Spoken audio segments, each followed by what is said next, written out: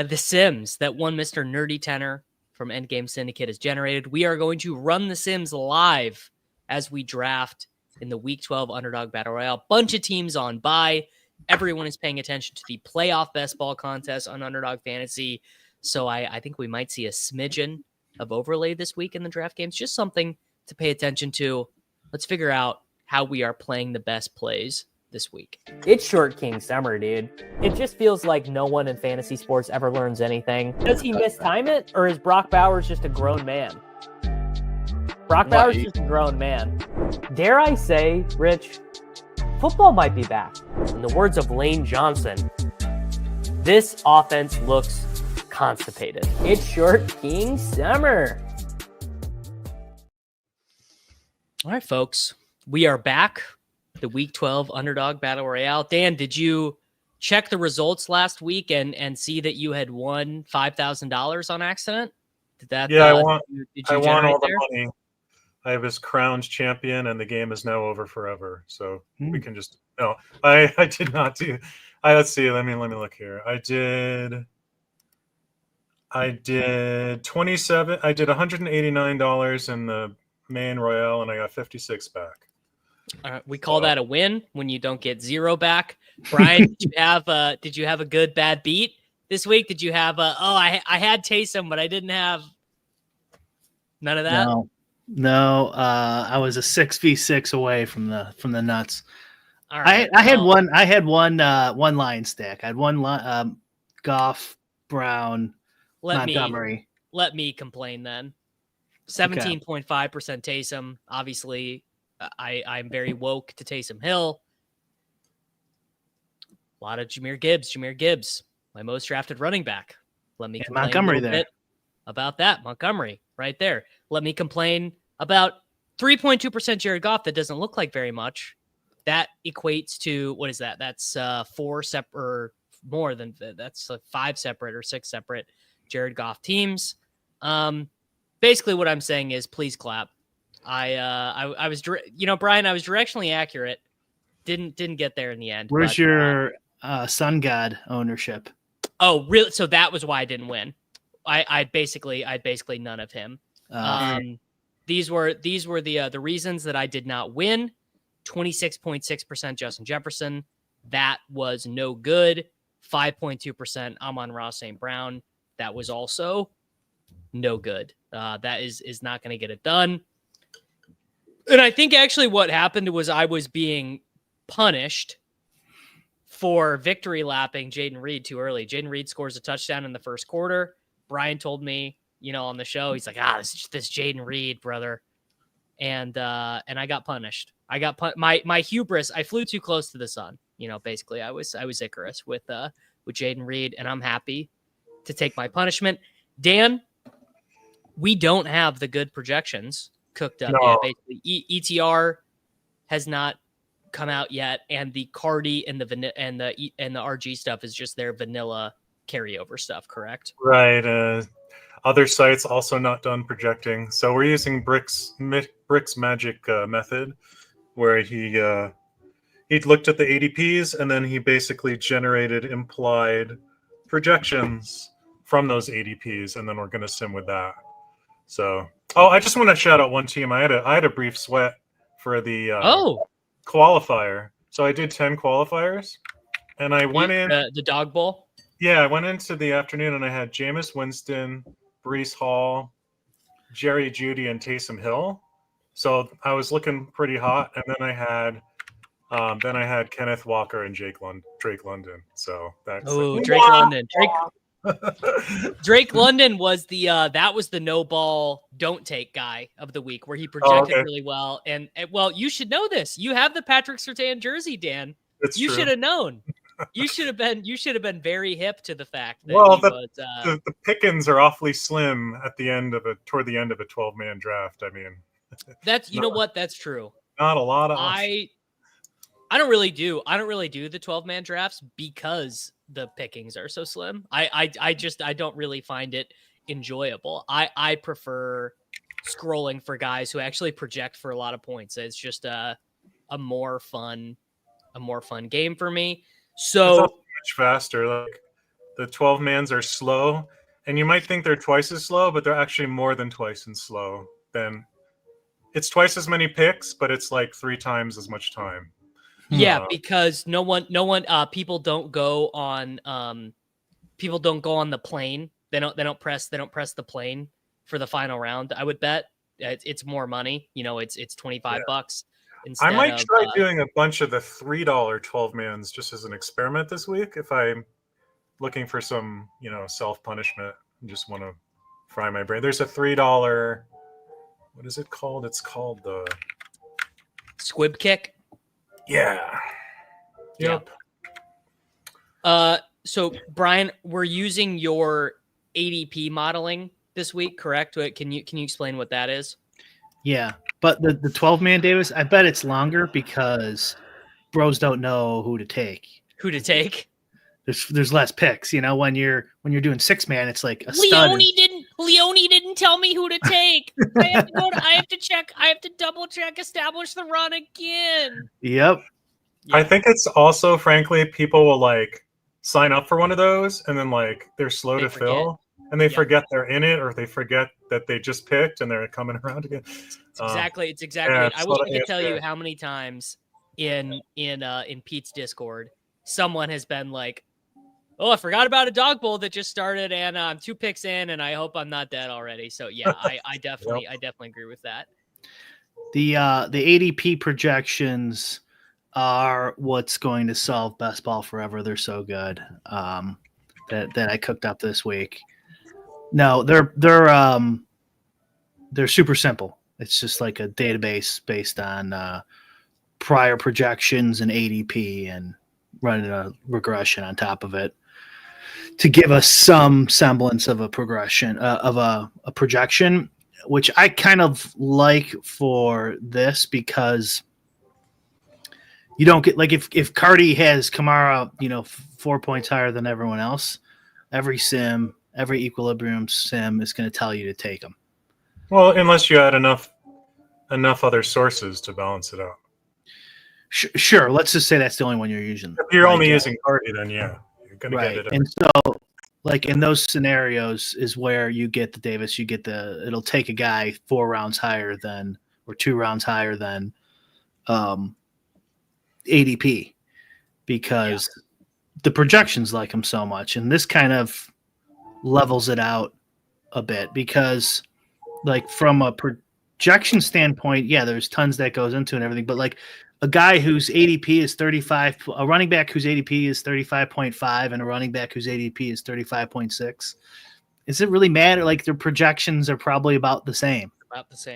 But maybe, once they come out, Cardi's really going to like the 35.5 guy, and he's going to end up being, in 18th overall or something, or so things. You'd obviously rather have the sharper projections when all said and done. Yeah, there's money to be gained there, but also there definitely is a lesson in projections don't know everything. You should leave a little bit of that up to variance. You should not be. This is a very good lesson if you are playing NBA daily fantasy battle royales. 0.2 projections. I'll speak from personal experience. A 0.2 difference in projection can give you 85% of one guy and 0% of another if you are not careful about the way that you do things. So, and one more benefit I like of this is because if you use Dan's sim, it's going to try to, it's an equilibrium strategy. So it's going to try to assume that everyone's drafting the best they can. Yeah. In an optimal way. And then they're playing against each other, where we know, because the ADP is based on real life data, that this guy's really not going to be drafted here very frequently. And if you use this, it kind of tricks the equilibrium strategy to maybe mimicking the field more accurately, or maybe even combos that are more frequent in real life. Than the equilibrium strategy would know. I don't know if that's a huge benefit, but I think it's interesting to look at the results either way.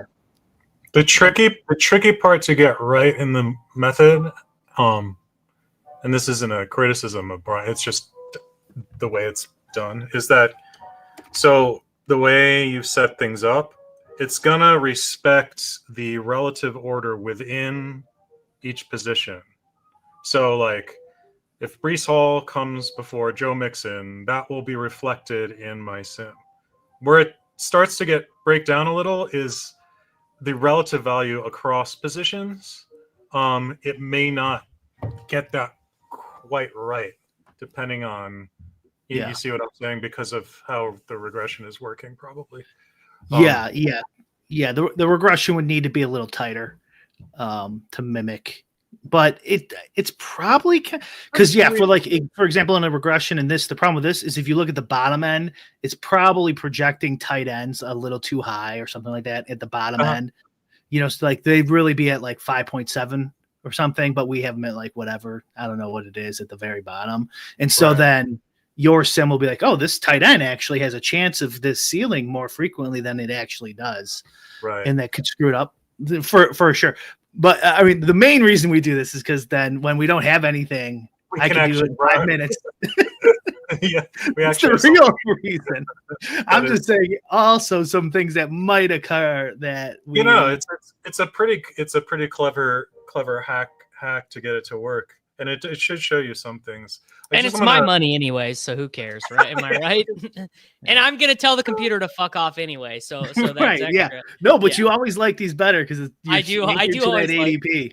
Yeah. I want everyone, by the way, to just look at this thumbnail. I mean, come on. That is cool. It's about as good as it gets, right? It's you can't really. I guess I could have done a better job merging the BR. Did you sneak into my basement when I wasn't looking? Well, that's the reverse view, right? So we are only seeing the webcam. We are only seeing, the webcam. Let me turn this thing around. No, I'm just exactly. I just want to point out one thing about Brian's sim that we're running. That's interesting. So I'm looking at the stats here, and it's got a lot more 3 wide receiver builds than we usually get. So it's funny you say that. So that maybe there's something weird there, but I was thinking that same thing this week, so I could just look at the rankings. Yeah, look at the running backs. So my thought was, running back actually kind of goes off a cliff. Yeah, you've got like 1 round of premium, and then like how flat is it below that layer? That's normally, like think about it. Normally, like James Conner, generally when we do these, is a 6th round pick. He is he's a 3rd round pick now. Generally, but I'm Mike Evans, man. He's a really good pick. Marvin Harrison Jr., good pick. Juwan Jennings, they're not that I will do a ton of 3 wide receivers because I think in the end the way half-point PPR plays out, it's just so much more likely that some running back falls in the end zone twice and is in the optimal. But I would understand the Sims liking 3 wide receiver more than it normally would. Yeah. So running with Brian's projections here, we're getting 28%. Wide receiver. Oh, that's crazy. That seems too much. Maybe it is. Well, we'll see how we feel about it as we run it. I guess. All right. It'll be interesting to see what it says after you get everything done and do it on Saturday or whatever too. Yeah, for sure. We can contrast those numbers. And it's getting 3% tight end flex. I think that's probably fake. But I don't know. That might be down to what we were just talking about, where like the low end tight ends have implied points from the regression that are a little too high. It's possible, but I don't know. All right, we got position 3. Here we go. Wow. Other thing to note. Oh, sorry to bust in. Jayden Daniels ranks higher in our ordering here than ADP. So we are. If I can be permitted to no ball here for a second, we are not going to be taking Jayden Daniels ahead of ADP because the projections have not accounted for the fact that he is not running anymore. He suffered a rib injury in week 6 or 7 and has like 12 rushing yards per game since then, and his deep passing has trailed down as well. Brian Robinson Jr. is our preferred way to attack the Washington Commanders. And I bet, by the way, the ADP stuff will Brian Robinson. That's my guess. That's my guess. Okay, so we're gonna have to turn down Jayden a lot. I can anticipate. Have you? Well, have I considered this though? Have I considered that maybe his ribs feel better? John, it's my first time considering it right now. I'm open to it. I'm on Raw. Okay. So it's saying HN. Wow. Wow. Brian, it's loving the modeling Gibbs. so far. Now it's saying Gibbs first, HN second. Okay, whatever. I don't. That this is close. seems fine. It's probably close enough. Seems close enough, and this will help Brian's favorite thing. This will give us a better combo. This will give us a more unique combinatorial pairing with our next pick, and it will give friend of the show and second place finisher in Best Ball Mania 3 line of scrimmage an ADP gift. So we love that. We love to share. I wonder if drafting early like this, you don't have to worry so much about the combos because the ADPs are going to change so much anyway. Correct. I mean, yes. I'm not even looking at our stuff. Yeah, yet. It's not gonna cooked be enough. Yeah. Well, the playoff best ball contests are happening, so no one's drafting these. These are like the fill. Like I tried to do a battle royale this morning when I was at the gym, and it just didn't fill. It was like 5 minutes. I mean, granted, I'm up really early, like it was like 6 a.m. or whatever, but still. Okay, we don't have to worry about drafting Jayden Daniels because somebody took it. Yeah.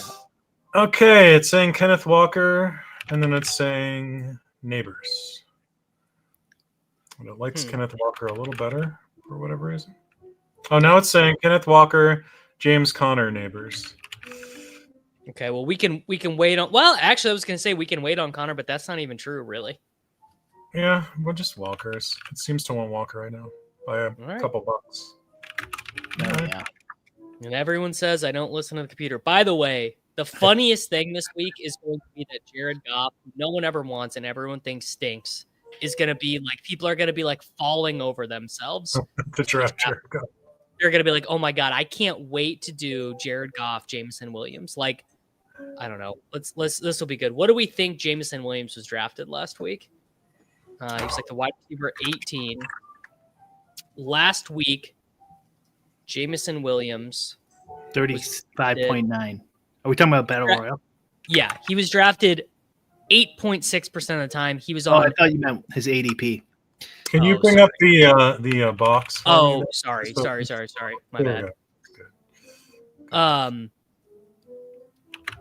Yeah, last week Jameson Williams was drafted 580 times total.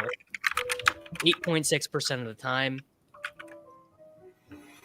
Okay, now it wants Travis Kelce. Never gonna argue with that. So much for the 3 wide receiver lineups. Wow. Only 28%. What are the odds of that? I think I might have figured out why it likes wide receivers so much. I might have done the regression on DraftKings projected points. Oh. I'm gonna have to look that up. No, that'll be hey Brian, we were just talking about that on the Endgame stream the other day. That is a way to build different teams than your opponents, is to use a projection set that is similar and captures upside, but is not the same at the median.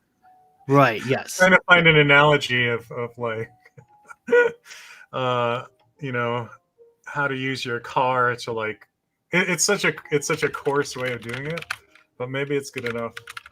Yeah. I think the way we're doing it, you don't want to do that. If you're using an optimizer or something, it might be useful, but too late now. Okay, there goes CD. Okay, now it's saying. Oh, that's weird. Oh, no, it's not that weird. Okay. Mahomes. It's saying Mahomes and then Sutton and then Jigba. They're all pretty tight at the moment. Mahomes, Sutton, Murray. Sutton winning. Sutton and Mahomes literally the same EV right now. Then we know who he's doing. We should have a cutoff. Like if it's $1 or $2 or whatever, like that's I have to do it. Take them. Yeah. Hey, well, I often don't read those out loud if it's more than a few dollars off. I don't even list it. I took Gibbs over HN, which I would never do of my own volition. So last week, Jameson Williams and Jared Goff featured on 191 teams in the whole contest. Wow. How much you want to bet that combination is in the top 5 most popular combinations of quarterback wide receivers this week? It's going to be way up there. Maybe not that high, but up there. Maybe the top 10. Top 10. What about Goff? What's Goff? What was Goff? Just Goff. Just Goff. Let's guess. I'm going to guess off the top of my head he was 65%. I had 70, so not too close. Oh, okay. I was going to God. take the under, I guess. What was Not it? even close. We're way off. Oh, I ruined this. It's okay. I'll catch up. It's going to say Sutton. Probably Harrison, Ryan Robin. Okay. It's going to mix. It is saying Sutton, yeah, which makes sense because it just offered it to us. So good. Sutton is.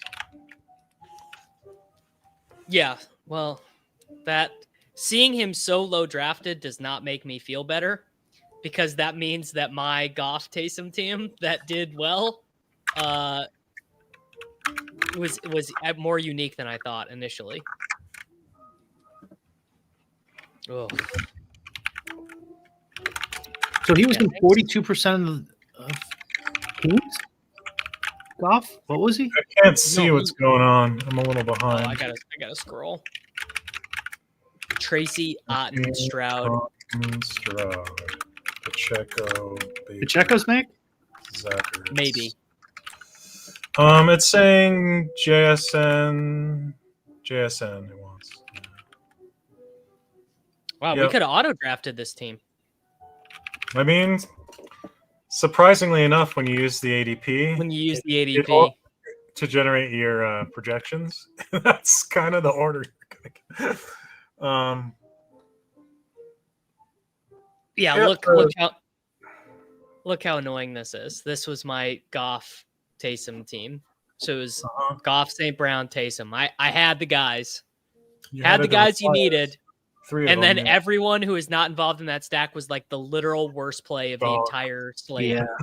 Like the literal worst pick you could have made at each spot.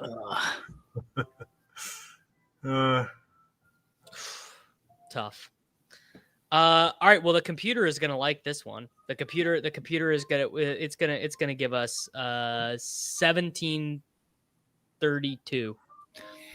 I wonder if the EV $7.47.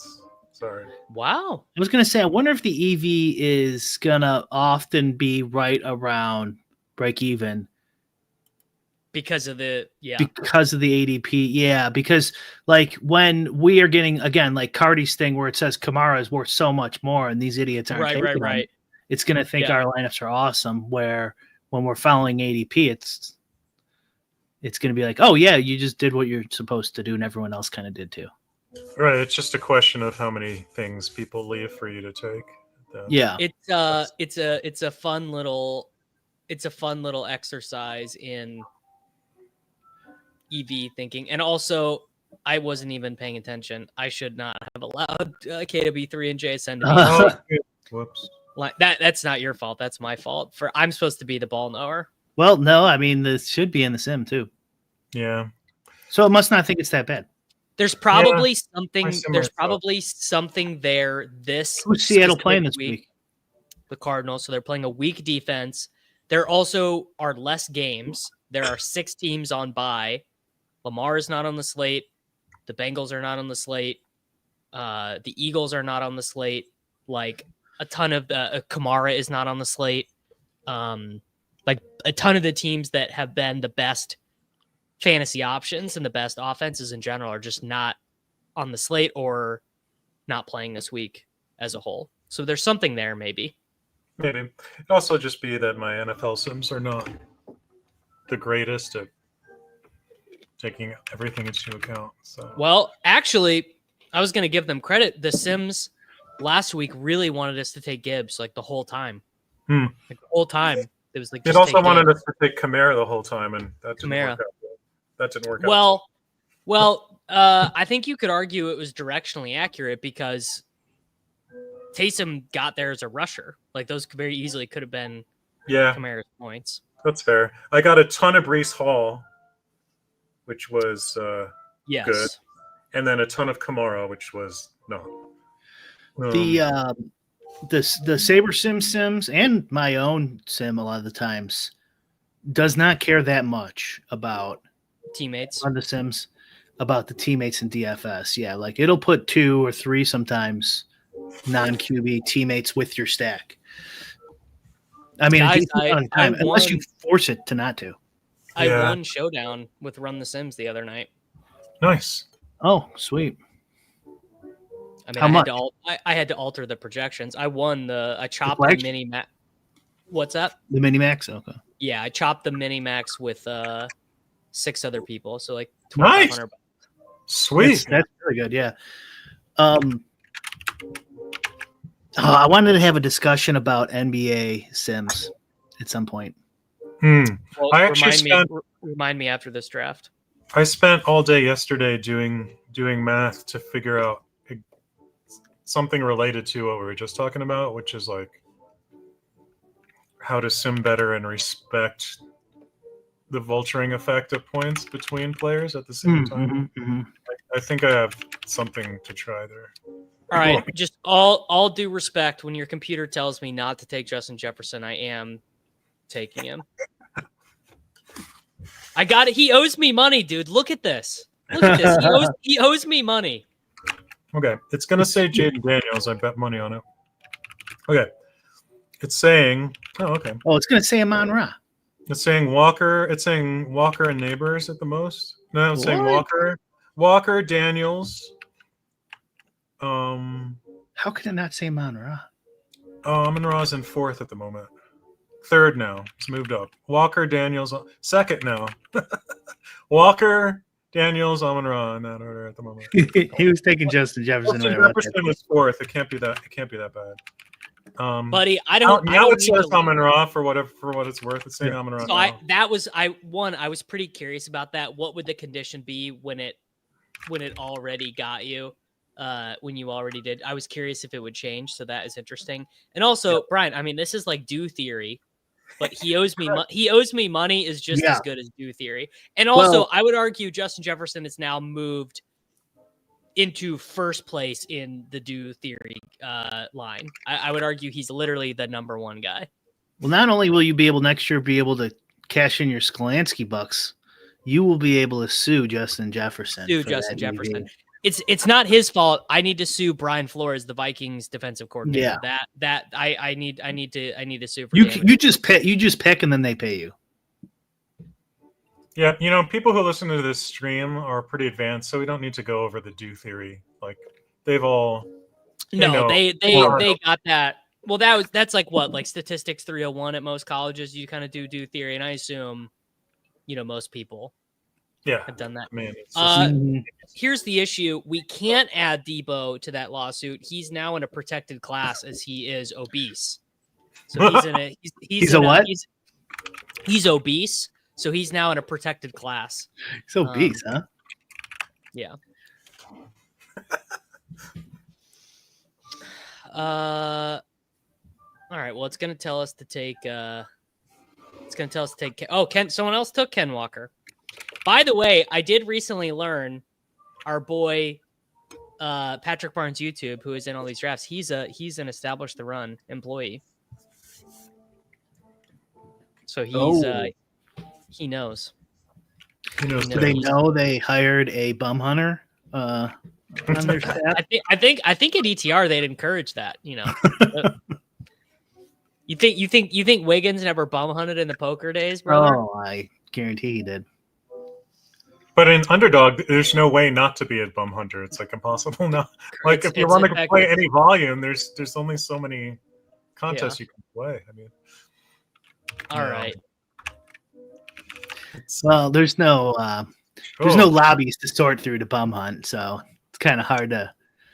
It's saying Kyler Murray, DK Metcalf, and then Kate Otten, and then a small jump below that. And then Baker. So it's Kyler, DK, Otten, Baker. Well, I don't like that, but we're gonna let it cook. Yeah, I don't like that either, but whatever. You took Kyler. Okay, no. Yeah, he is. Richardson's going to be drafted a lot.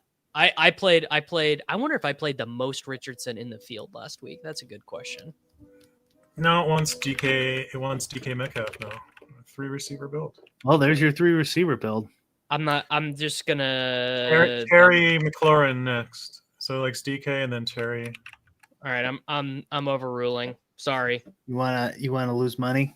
Yep, I do. I'll actually be curious to see what it tells me to do.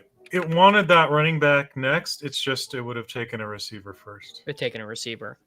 Yeah. Well, Brian used the DraftKings projections, so I think. I'm not sure. I gotta look. That was a while ago. Sure. All right, let's see. Anthony Richardson last week was drafted on 935 teams. How many of those were drafted by me? 8 of them were drafted by me. So, eight of the 934 Richardson teams were drafted by yours truly. When is it my turn, man? When is it my turn to get a break? You just keep putting the shots on goal. Yeah. Peter just wins. Peter just wins $6K every week, minimum. Did he win again last week? He did. In what? NFL? Yeah, one of the not side contests, but just non-main BR. He straight up won one of these smaller contests. Yeah, he won a $20 or $50 one or something like that. Yeah, I think the victory formation. I think. Yeah. Wow. I mean, Pete doesn't even, dude. He just doesn't even have to go to the bank. He doesn't like Underdog. They don't even. Oh, there you go. The flea flicker. Yeah, they. Is that DraftKings or Underdog? Flea flicker. Underdog. Underdog. They have one confusingly as well. The flea flicker's like what? Like the $3? I don't even remember. I think that's right, but I'm not sure. If you're. His deposit button is grayed out. That's really funny.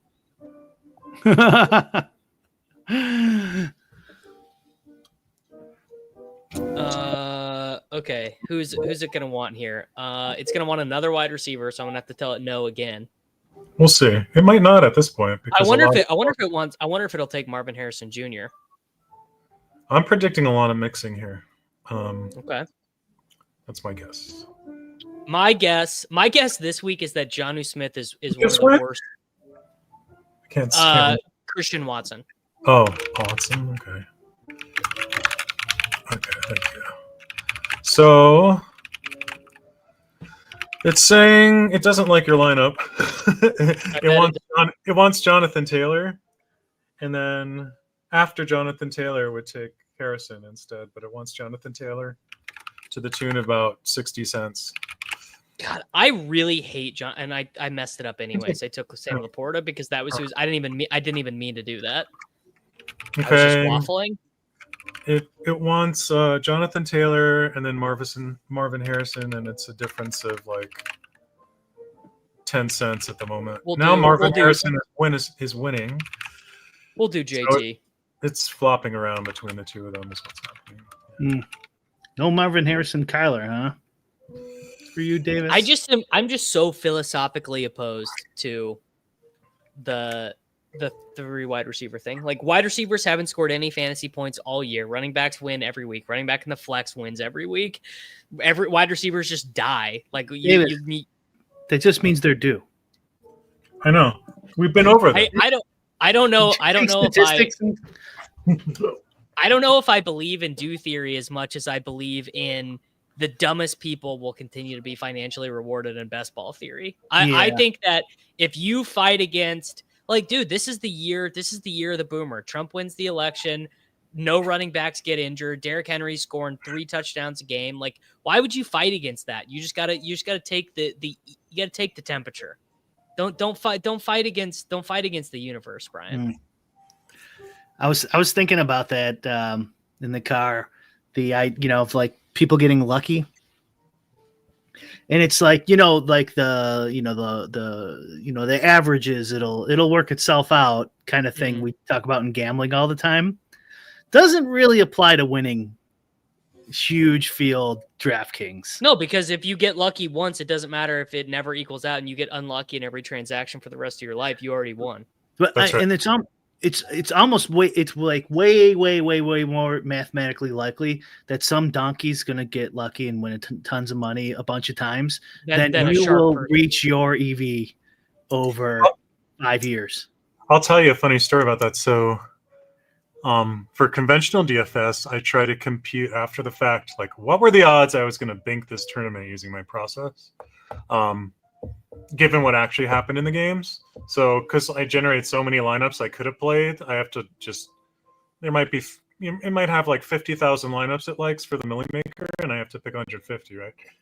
So, I had a week last year where I was just absolutely printing EV. It was the biggest EV I've ever seen in my post-contest sim for a Millie Maker, and I had a 3% chance of winning. Wow. Which is like huge. Astronomical. Yeah. Like a gigantic edge, right? Good luck realizing it. Like I had one even this year that was a pretty decent edge, and I had like a 1% chance to win and like a 95% chance to lose money. So I mean, it is insane. It's kind of a little insane that we play these things at all. Like, Yeah. play it just for entertainment, I totally get. It's a separate thing. But to actually play them as a profit-making enterprise is a little bit insane. If you do, even if you have a pretty big edge. Yeah. So anyway. Yeah. I think it's just so much more noticeable now compared to 2015, 16, 17, 18, you know. Well, there's the great example of this in my experience is that some of the dumbest people in the world are going to be some of the richest people in the world because of Bitcoin, because they completely fell ass backwards into it from poker, because they wanted to buy drugs on Silk Road. Criminals, right? Great. You know, I mean, it's just well known that in Europe and in Russia, like Bitcoin is big for organized crime. Now, obviously that's true with cash as well, but cash is a depreciating asset. Cash is like the worst asset you could own, whereas like Bitcoin is the greatest asset you could own. And like they're just these stone idiots who are like gonna be amongst the 5,000 richest people in the world. Fun thought they have to hold that money and stuff too. There's a bit. Well, to it. I was gonna say that the real idiots are the people who lost it or spent it or sold it when it hit, you know, $10,000 for the first time or whatever. So I guess that's true. There's a little bit of self-selecting over time. Yeah. All right, let's fire up another one. If you've held to 100K, you probably had a lot of money beforehand. I don't have very much money, but I've never sold. Yeah, well, or enough to live. That's called the power of religious fanaticism, Brian. Yes, that is definitely part of it. Definitely part of it. Other people, you know, some people have God, some people have Yahweh, some people have you know, their various deities, and I have a set of code that was written on you know, PC 17 years ago. Well, you know, I did bank a tournament from a church once, so. Did you? Yeah, I sure did. I've set lineups in church before, of course. Yeah, I was singing. I was there. I'm not a religious person, but a lot of my music is done in religious spaces, and so the coffee shop wouldn't let me set lineups for some reason. It was like they probably had a default port blocker that they never fixed, so like I could not connect to DraftKings. But the church was like, "Hey, no problem." And then I won 30K that day from the church. Very satisfying. True. See how slow these are filling. They're very slow. We are streaming these. I'm telling you right now, we could hop in a playoff best ball. Just like that. Yeah. Yeah. So Davis and I were talking a little bit before stream of what it would take to sim out those. We can talk later, Brian. It's tricky. It can be done, but it's tricky. I mean, let me tell you, if you could improve on the sidekick, which is the legendary upside product, which is very good, with a sim, it would be very interesting. Now, obviously, the complicating factor is it's a game where the EV is so thin. I don't even know how you would treat it with this, but in playoff best ball, you have to account for the dupe possibilities. It's like worse than Showdown because there is an elimination factor that makes the dupe more likely when you're right. Yeah. So being right, playing good actually makes it more likely that your EV decreases. Yeah, I could see how that would be the case. Not, I think it's not your EV decreases, but that your EV spreads, I guess, would be the word. Yeah. Yeah, no, it's a fascinating format. I love to go after it, but it does require a fair bit of work. And like, it's so easy to be a donkey. That's the key. Like, that's the good part. That's why people like it, right? I mean, you get. Yeah, I love it. Like, what percentage of players get in there and just have no shot? Do you think in this format? Way more than all the other formats. I was going to say, obviously, it's lower than people like me think it is. Does it? It wants. I'm going to do HM. It does. We did Gibbs last time. Yeah. Yeah, like it's not 40%, dude. It's way lower. I doubt it. Nothing's that good. For sure. but if you even factor in 10% of people like truly not having Super Bowl 5-man roster eligible lineups, like that is just a giga good game.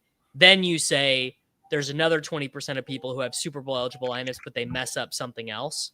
Like some other key strategy element, which I think you could get to 25% of the pool's expected value being very low, not negative. Yeah, I was thinking like 15, like 10-15% is dead. Yeah. So the rate is paid for in these contests, basically. Right? Now you have to keep in mind with this, the dupe rate from last year being very high. You could not have had a chalkier outcome than Chiefs 49ers. You could not have had a chalkier outcome than Chiefs without the bye week and the 49ers making the Super. That was the most. I'd have to dig into the data, but I'd have to guess that was the most common permutation of two teams together on a stack. So yeah, you have to think about that. So I've never played this format before, the playoff format. So the bye week dynamic seems really weird, especially and it's week 11. We don't know, and we don't really know who's getting so by. Strange. It's I had to have to think about like what that does to your strategy exactly. Must be it's a little bit confusing. It's pretty fun to build out in real time. Speaking of the sidekick, Davis, you gotta upload the draft kitty again. You gotta download the new version. Oh my god, embarrassing, dude. Let me. It doesn't matter because like all the stuff isn't cooked enough yet. So the next stream, saying James, I will. Yeah, I'm not gonna. Well, you know what? Whatever. Or Jayden Daniels. It's like Jayden Daniels. We're riding. Brian, 1, I will do it for tomorrow by the time I get back on air. 2, could we get anything for the playoff best ball contest? Not even this contest, but maybe the next one when the gauntlet or the mitten comes up. Ownership, code, like anything. Yeah. We could probably pull that off. Yeah, I think that there's 2 pieces. I have to write some stuff, and then you need to basically project players in different games, basically, to sim it correctly. So you'd want every possible matchup. You need to be able to sim out. When does the first one come out? Is that already out? The way too early contest. The super early, stupid early one is out. Yeah. Just so we can set it up. It says Tyreek Hill right now, and then it says neighbors. Those are pretty close. I'm gonna do Tyreek. Yeah. So the only contest out right now is a 10K to first. So there's no need. There's no need to. Well, that's not. No, that's perfect though, because for beta for testing. To make sure. We need something. You better get your testing in soon. Yeah. You cannot give. Here's my experience: is you cannot give the sweaty nerds who play on Underdog a $5 contest. That is like an opiate to these people. They just they can't. I mean, including me, by the way. I've done 60 of them in like 4 days. So we probably want. I'm trying to figure out because now there's going to be different. There's going to be different playoff best ball each time, right?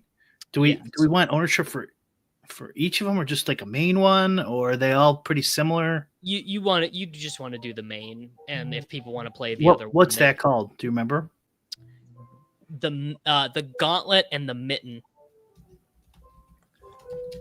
The gauntlet is the $25 one. The mitten is the $5 one. And what's the one going on right now? Way too early playoff wild card. Just rolls right off the tongue. Rolls right off the tongue. All right, who's it gonna have us take here? It's gonna have us take Kyler Murray, probably. Maybe. I've actually, after several weeks, I can now spell Jawan Jennings' name correctly without looking. It's so difficult. It's saying Mike Evans and Kyler Murray. No reason to take a quarterback because the guy to your left has a quarterback. Okay. What did you do in DFS football last week, Dan? Poorly. Let me take a look. Me too. I lowered my Jennings ownership manually. I made one of the worst swaps of my lifetime last week. Yeah, I heard. I saw that post. Yeah. How did I do? Oh yeah, I had like I just did the millie in the afternoon, and I was like minus 45% or something. Oh, that's not too bad. Not too bad. That was way worse than that. I didn't put much volume in. I had too much shit going on. Cade. Oh, there's another Cade. It's a Cade Stover. Okay. It is saying Kittle here now. What do we know about the injury? In line to practice Wednesday, so I think we're good with that. I just take him. Yeah, take him. So now you got some decent quarterback options for pairing. All right, Brian, you got to do the NBA Sims conversation. My dog is crying upstairs. I'll be right back. Okay. All right.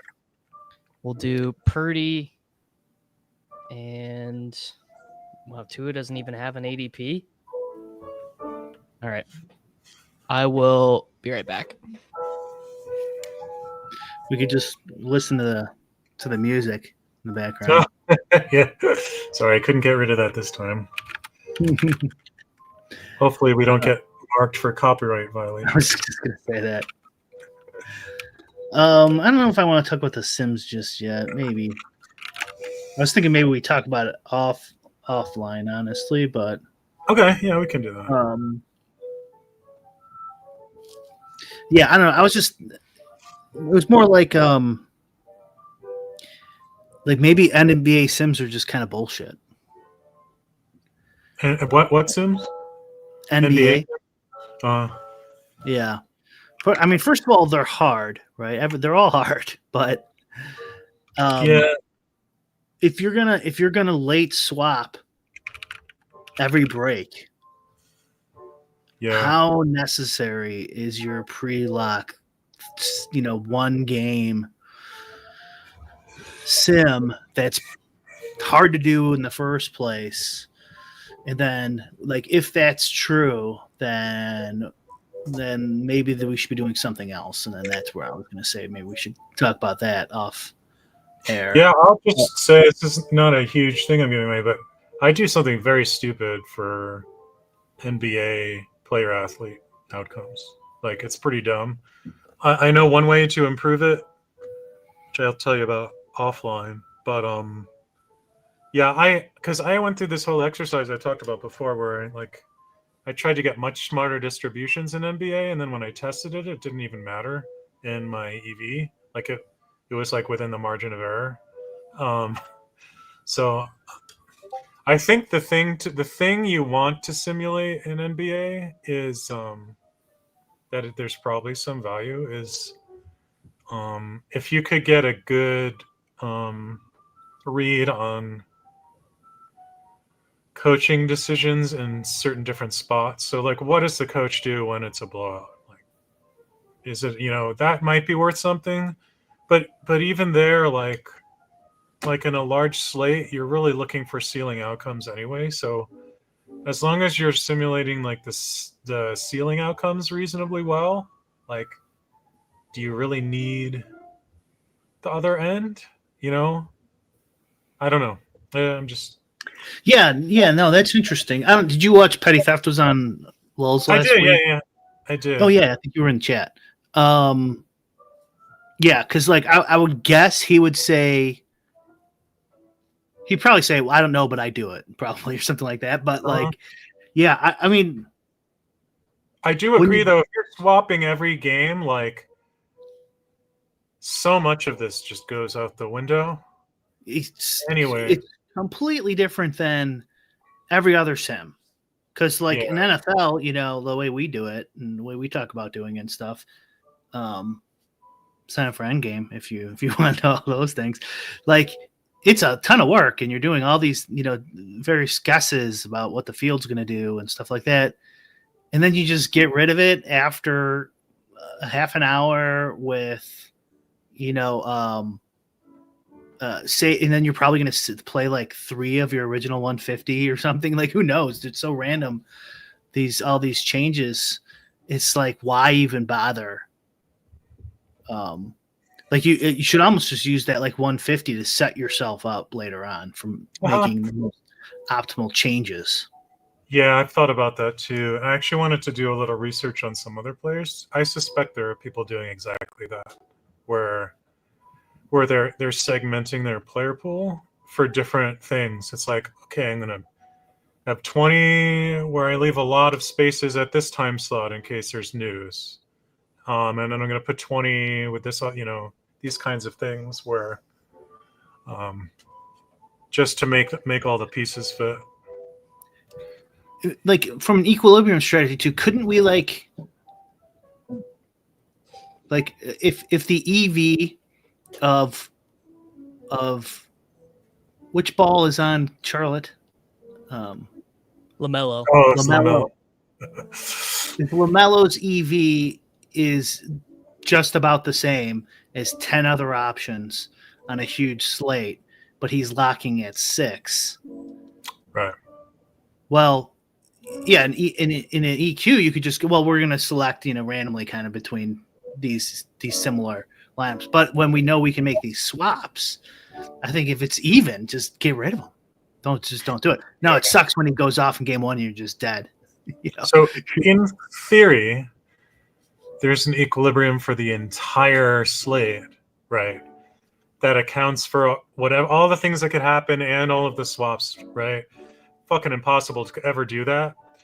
But in theory, so let's say you could do that. Well, the fact that there's some probability that more value appears later means you should be more likely to play later options, right? So if you have 2 literally equal players, like, you'd rather have the later one because you're going to have more choices later. That has to be worth something. But it can't be 0 because sometimes you need the early player to win, right? But yeah, it should shift your preference toward the later thing for that reason. And right. Theory. Yeah, and like, you could probably do this without going through the daunting task of making your sim this like all-encompassing, super complicated version that gets you where you could. What would probably be better is just doing a little study and then just figuring out roughly it's about worth this much to make that pivot off of ball. If it hits that, let's do it, and then it lowers your lineups of ball from 25 to 20 or whatever. Yeah, I've thought about some of these same issues. I mean, it's definitely thought-provoking. I used to resist all this stuff because it's so, like, you can't get real precise with any of it. It's just too hard. But I've sort of gotten over that. I've long thought that for salary cap DFS, that like if it's within a point, you always want the later guy because you can always run into Oh, Luka was supposed to play. Luka was supposed to play. He was supposed to play. He was supposed to play. Oh, he's not playing. But then you get a really interesting game theory dynamic there. Like let's say so what you just described, you got, so for people who don't play basketball, you've got a highly projected player who costs a ton of salary, but he might not play, and he's in a late game. So what's really interesting to think about is, like, some people will advise, like, look, if you're going to take that guy, at least take him with somebody else from a late game. So if he's out, so that you can go. You don't get 12K, screwed. 4K. Yeah, by having, like, I've got one spot. I had $11,000 in salary. He's out, and the next highest guy is 8K and projected for 15 points less, and I'm fucked. But you also have to consider, what are the chances that solo 11K guy is what you need to win, right?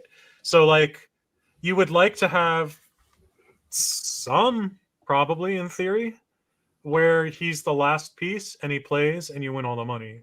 But he should be played less than you would think.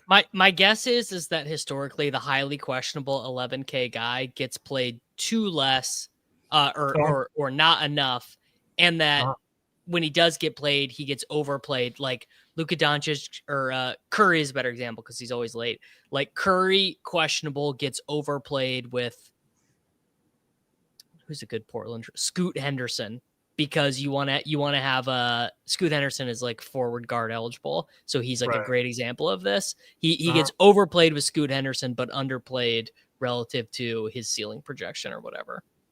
Right. So Yuta talks about this in some of his videos on our site, and his solution / hack is he'll make a conditional format of if Curry's playing, then X, Y, and Z are also playing from that game. And then when you have the 11,000 salary guy, you have more flexibility in cap room to make changes if shit goes wrong. You also, like the game theory Dan's talking about, like if everyone is doing this, then maybe it's better to play ball, but I don't think everyone is doing it, but just in theory, like theoretically it could get overdone. But we're getting into really like good game theory or good strategy talk here. But the main point I'm trying to make is NBA sims are kind of bullshit. like I mean, they're not bullshit. They matter and stuff like that. But like, I don't know if just making a bunch of, making a couple 100, 300 lineups or something, some way in an optimizer or something, and then taking a good selection of those is going to be much different than this huge sim product or sim process someone might have, because you're just changing it right after anyways. It's like, so the late swap obviously matters a ton here is the secondary thing. And like one of the reasons I was bringing this up is I took like 22nd or something, and I was going, so I went and looked, and I was your bad beat. What was your bad beat? I don't even remember. You know how many times that happens? The DFS, I'm just over it. But best ball is my new where I can actually complain. In DFS, it's bad beats just don't matter anymore. But the line, whatever the lineup was, I duped with like 6 or 7 or people or 8 people. I don't even remember. And I was like, oh well, the late swap software should have handled this better, because.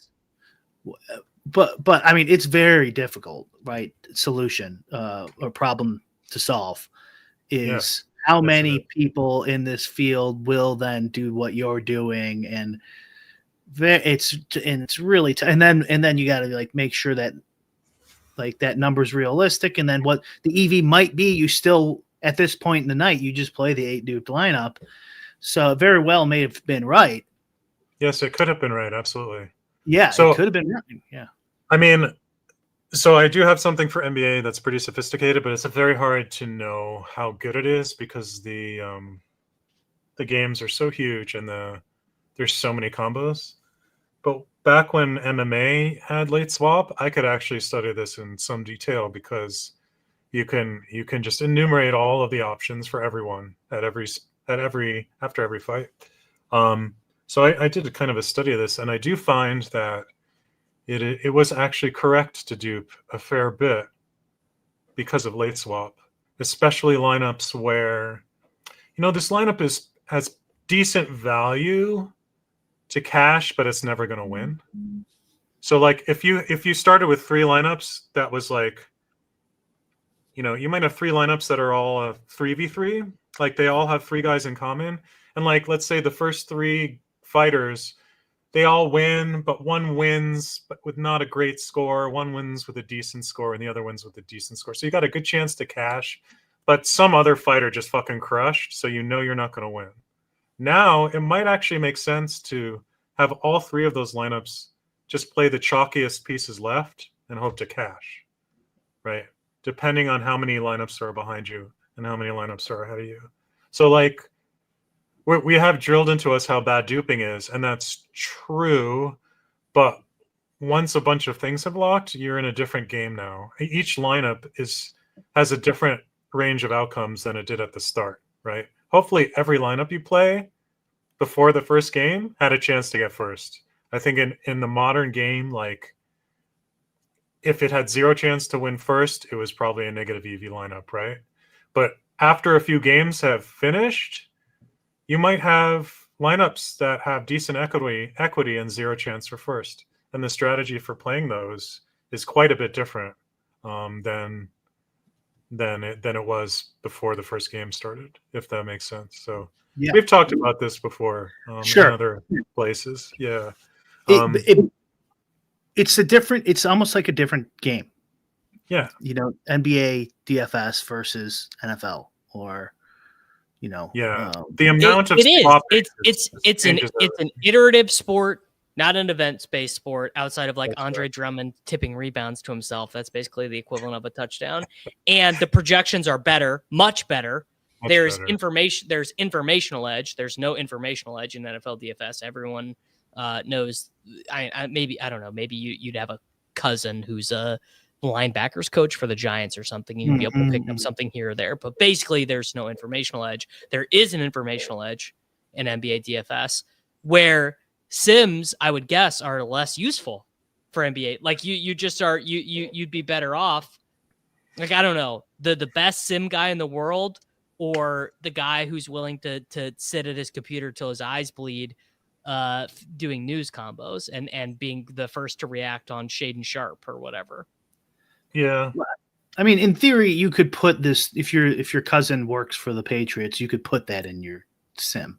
You could put somehow you could put that in. Yes, you could. Sure. So in theory, the best player would be the one who could do both well. But I mean different from our, like Dan and my point of view of how are we going to beat this game, which is not going to be grinding, making our own projections based on our player takes. So like you guys would never play Taysom Hill in Battle Royale. I had plenty of Taysom Hill. I played him last week. No, I have proof. Taysom is not for the nerds. I love Taysom Hill. Turn in my nerd card then, because I think I have. Yeah, but before Davis' stupid comment, stupid comment, but also like building tools and stuff like that, and for NBA, like versus PGA, for example, is a perfect example. PGA, you should do exactly. Well, I mean, in my opinion, you should do exactly how we kind of talk about sims. There's no late swap. Right. There's no, I mean, even after the first guy tees off, how many times have we been screwed by Hideki, et cetera? So you can't really do anything in PGA. So that there you're trying to guess your opponent's pre-flop, right? Pre-tee off. Yep. And in the best way possible. Where in the NBA, like, do it. I'm still going to do it. But it's just like, if there's an injury news and whatever, and you're thinking about rerunning your sim, you don't even have to just run the top 150, with some uniques, and you're going to change it right afterwards anyways. Right. There's also something with and I assume you guys are doing this in your own personal play, but like re-simming after each lineup lock to get more accurate ownership because there's That's what I'm ownership talking information. about. Yeah. Point. What's the point of doing this huge, building your own gigantic sim? Like obviously if we have one before these sim products, like I do, Dan does, like, yeah, you keep using it, but like starting from scratch, trying to outdo everyone in NBA seems like a completely waste of time pre-lock. Does it want us to take Christian McCaffrey 101? It We are doesn't. back. No. By the way, for audio listeners, we are now back drafting. We are 1 hour, 5 minutes in. We are back to. Are you posting these on a podcast?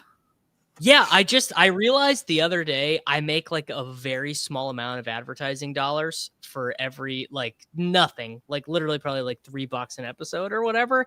But I was like, I don't know, I'd pick up $3 on the street, and enough people. Like I post all the football episodes, anyways, like the ones that do really well on YouTube, like the Gilcast and stuff. But I was like, I don't know. There's probably at least 10 people out there who would listen to this, but don't want to do it on YouTube. Don't have YouTube Premium. Don't have 2 hours instead of whatever. So It could be sure, whatever. Could be dozen of people. Wow. Want to listen. There could definitely be 24 people who listen to this. Yeah, see, $141 over the last month in ad revenue, which is all it is it's just these YouTube shows posted on a podcast feed that you can listen to. It's not even your Takecast? No, Takecast is a different thing. That's on Blue Wire. So this is just basically YouTube money on top. So I was like, sure, whatever. I'll post What do you every use? episode. We use Red Circle for lulz. I use Podbean because I'd used it before. Basically, when I did this is a long time ago, the Fantasy Insiders podcast. We used Podbean way back in the day. Bitcoin. Yeah, that's what I was checking. Bitcoin. I got a Bitcoin, check for $1.71 once for a music thing I did. So Nice. royalty check. Yeah. Jeremy might be woke, dude. Pete would have a field day with this information. That is true. Pete hates when I bring people behind the paywall. When I totally pull the veil. I don't know why. He does not like that. But I'm all on my channel. We do inside baseball. You know what I know here on the Davis Matic YouTube channel. There's nothing hidden from you. It's interesting. I imagine that's one of the reasons I started a YouTube channel. I wanted to be like, I want to see what all the stuff behind the scenes is like. Yeah. Somebody is asking for BR Sims the musical. That'll be next week. All right. We have McCaffrey 101. It's going to want us to take Neighbors. Let me see.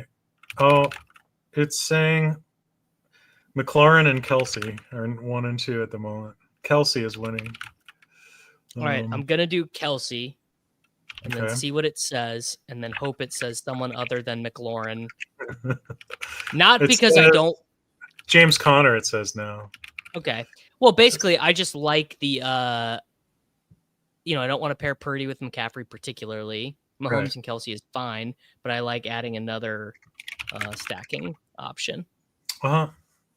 It says who now? James Conner. Why not? Yeah. So, I know you were going to say I'm not skipping McLaurin to not take it from the next player. Yeah. But there is an interesting dynamic where, like, there's a slight benefit to not taking the guy that the next guy wants because that's one draft pick you don't have to compete with. You know what I mean? Like, if there's an option that's equal-ish to Terry in this sample, by not taking Terry, you're basically guaranteeing that he's going to be taken. But in this case, it's not a good example because it'd almost certainly be taken on the way back. But like, if the positions were reversed and you were drafting second coming to the turn, and then it was the first player drafting twice, you might like leave an option for him that he really wants to take because then he can't take two things that you want. You know what I mean? That Does that make does sense? loosely I think make I got sense. there. maybe Yeah, maybe I got the think logic I think wrong. I understood what you were Yeah. saying, but also, I mean, sometimes I think I understand things, and then I realize later on that I actually am not particularly close. That's me every day. So, just something I'm noticing structurally that's very interesting here. Wide receiver starts seem very unique. Seems like almost no one is doing them. And that's represented in ADP. So I'm wondering combinatorically if doing heavy wide receiver starts early and taking, I'll tell you this right now. I'm pretty sure Kareem Hunt is the skeleton key of the entire week. I don't think Isaiah Pacheco is going to play very much. I think he'll probably get like, I don't know, 6 rushes or something, but I think Kareem Hunt probably gets like 22 rushes. Andy and Reid I actually had a very low information comment about it. He's like, we want them both to play, and when we can, something like when we can get them to play, we will, or something along that. It's like you just said a lot of words with no. So he's staring down the road, realizing like, well, I'd kind of rather play Pacheco when we get to the playoffs, but he might not be well. We're also it's more like almost like a loyalty thing of like this dude came in off his couch and like got his ass beaten, took the ball 22 times a game and helped us win games when our quarterback wasn't playing very well. I don't really want to bench him either. But coaches, on the other hand, coaches also hate to have guys lose their job because they got hurt. Like it's not his fault that he got hurt, but the game is the game. All right, it's gonna have us take Mahomes here, I assume. It seems like a good guess. Which I am more than comfortable with. Mahomes, Kelsey, man. Didn't we get Kelsey in like the 4th round in our first draft? I think this is the 4th round. Kelsey, I said. Oh, yeah. I mean, guys, like it's pretty early in the week, so ADP is not going to be super static.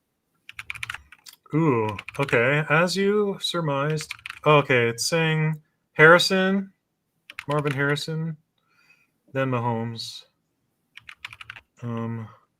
Harrison, Mahomes are very close. So the sim is woke to Marvin Harrison. Is that who you're taking first? Yes. Okay. Thank you for saying that because I would just about missed it. Okay, right, now got Harrison. Now it's changing its mind a little. No, Tyler, because we have Connor. It still says Mahomes. It still says Mahomes now. This is a sarcastic comment, but I think it could totally come true, by the way, where Pacheco literally just comes in and gets a couple touchdowns or a touchdown or two. Kyler's already taken anyways, I see. Oh. I don't know why, but it does not like your EV so far. I did everything it said. That's not fair, dude. Maybe picking first is not maybe picking first is not good. I wouldn't be surprised if that's the case because McCaffrey's projections will be regressed a little bit in this way of doing it. McCaffrey's not going to project for 6 points better than the next running back when all he has is a positional allocation. What about the other teams? EVs, Dan. I'll get them on the way back. Yeah, because that'll be interesting. If everyone's around $7 or whatever, then can you scroll down too? I would imagine it's going to be position always tends to matter in these, but it varies week by week. Like, we'll see. I'll run it for them all. I might have to just back it up, and then I'll just write it all down, and then we'll roll it back, and I'll compute the EVs for each one. Maybe it's just a negative EV day to draft, or a negative EV week to draft. Everything's too close. Everything's too close, so we're all losing to the rake. I've thought about it. I mean, honestly, in theory, that's always true. That's always true in theory. Your opponents have to play poorly enough for you to overcome that. Well, they do. They do. Yeah. But it's definitely true in DFS. There are some games and formats where it's harder for your opponents to make mistakes, and that definitely. This format specifically is very limiting to mistakes. You can only play so bad. There literally are guardrails in place on both sides. There's guardrails in place in terms of ADP, so you get a rough sense of what your opponents are doing. And then there's a guardrail in place that if you draft a team that's too bad, they might cancel your draft. They might literally refund you. They might say you play. It'd be like, can you imagine the equivalent of drafting? I don't know. Jordan Mason, first overall. Let's make this pick, and I'll make my point. Okay. It is giving me Hopkins. Worthy. Wow, that's who I was gonna pick. It wants to do double stack. Looks like these are some DraftKings ass projections. Hopkins and Worthy, and then Debo, and then Tank Dell, and then Waddle. They're all pretty tight, actually. But it wants to double stack this time.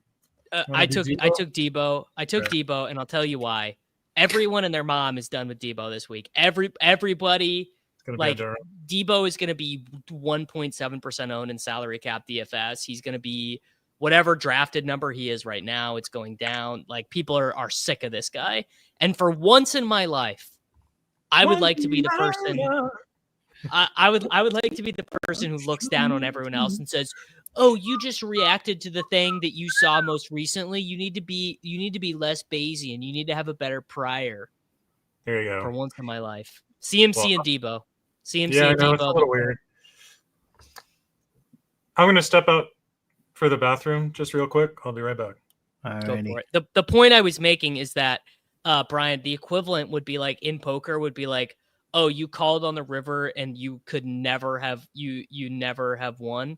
You can't you called off the river with Jack High, and then the casino goes, it's not fair to everyone else in the tournament that you called off so bad. So we're actually just going to undo the hand.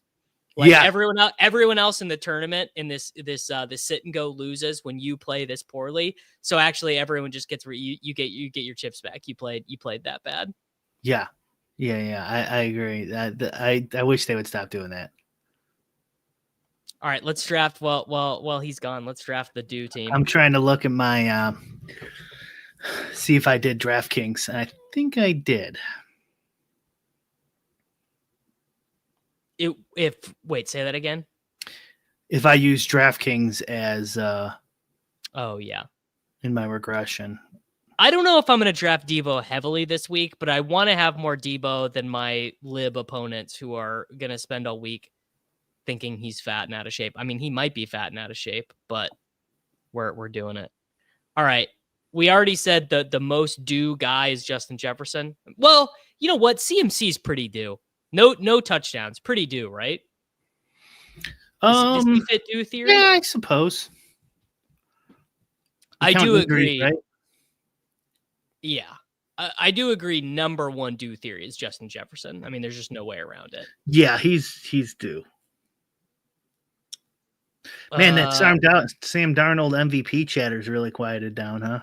Well, the thing is he's not really playing that bad, dude. It's more the defense has just been so good. If you believe in data, I don't know if you're really I don't know if you're a data guy. Field guy. I mean, if you do the adjusted EPA per play, actually he's if you adjust, he's not as good. He's right about 15th. So that's actually sounds about right. He basically has been to me the 15th best quarterback. If you do Goff number 3, Tua number 4, huh? Tua, well, this is where you have the question of how good is the data, because Tua always looks insanely good in this EPA data, but no one ever believes it. Where was Caleb? Dead last? He got a little bit better. Caleb is up to I'll do the adjusted.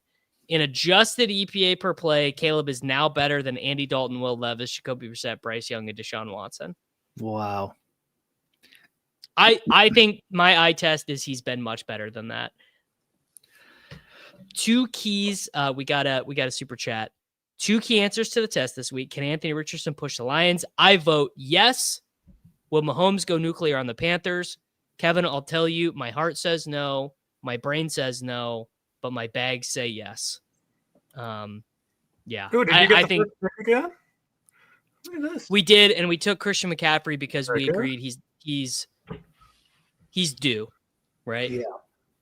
All right, I couldn't get the EVs for the last draft in time. Sorry about that. That's fine. That's fine. This is true. Once RFK makes seed oils illegal, Debo is going to slim down, and he's going to be a value in best ball drafts next year. Look, I can eat. You can give me any dietary restriction, and I can eat poorly. You know, Dan, like that is so fucking wise of you and so true. I had a vegan friend, who ate just terrible French fries. Yeah, beige bread. Horrible. Yeah, I mean, it can be done. Yeah, it's saying neighbors here.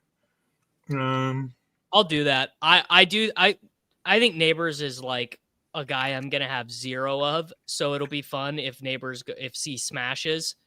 It'll be fun to know it was the team we drafted on the stream. No, it wants Kenneth Walker.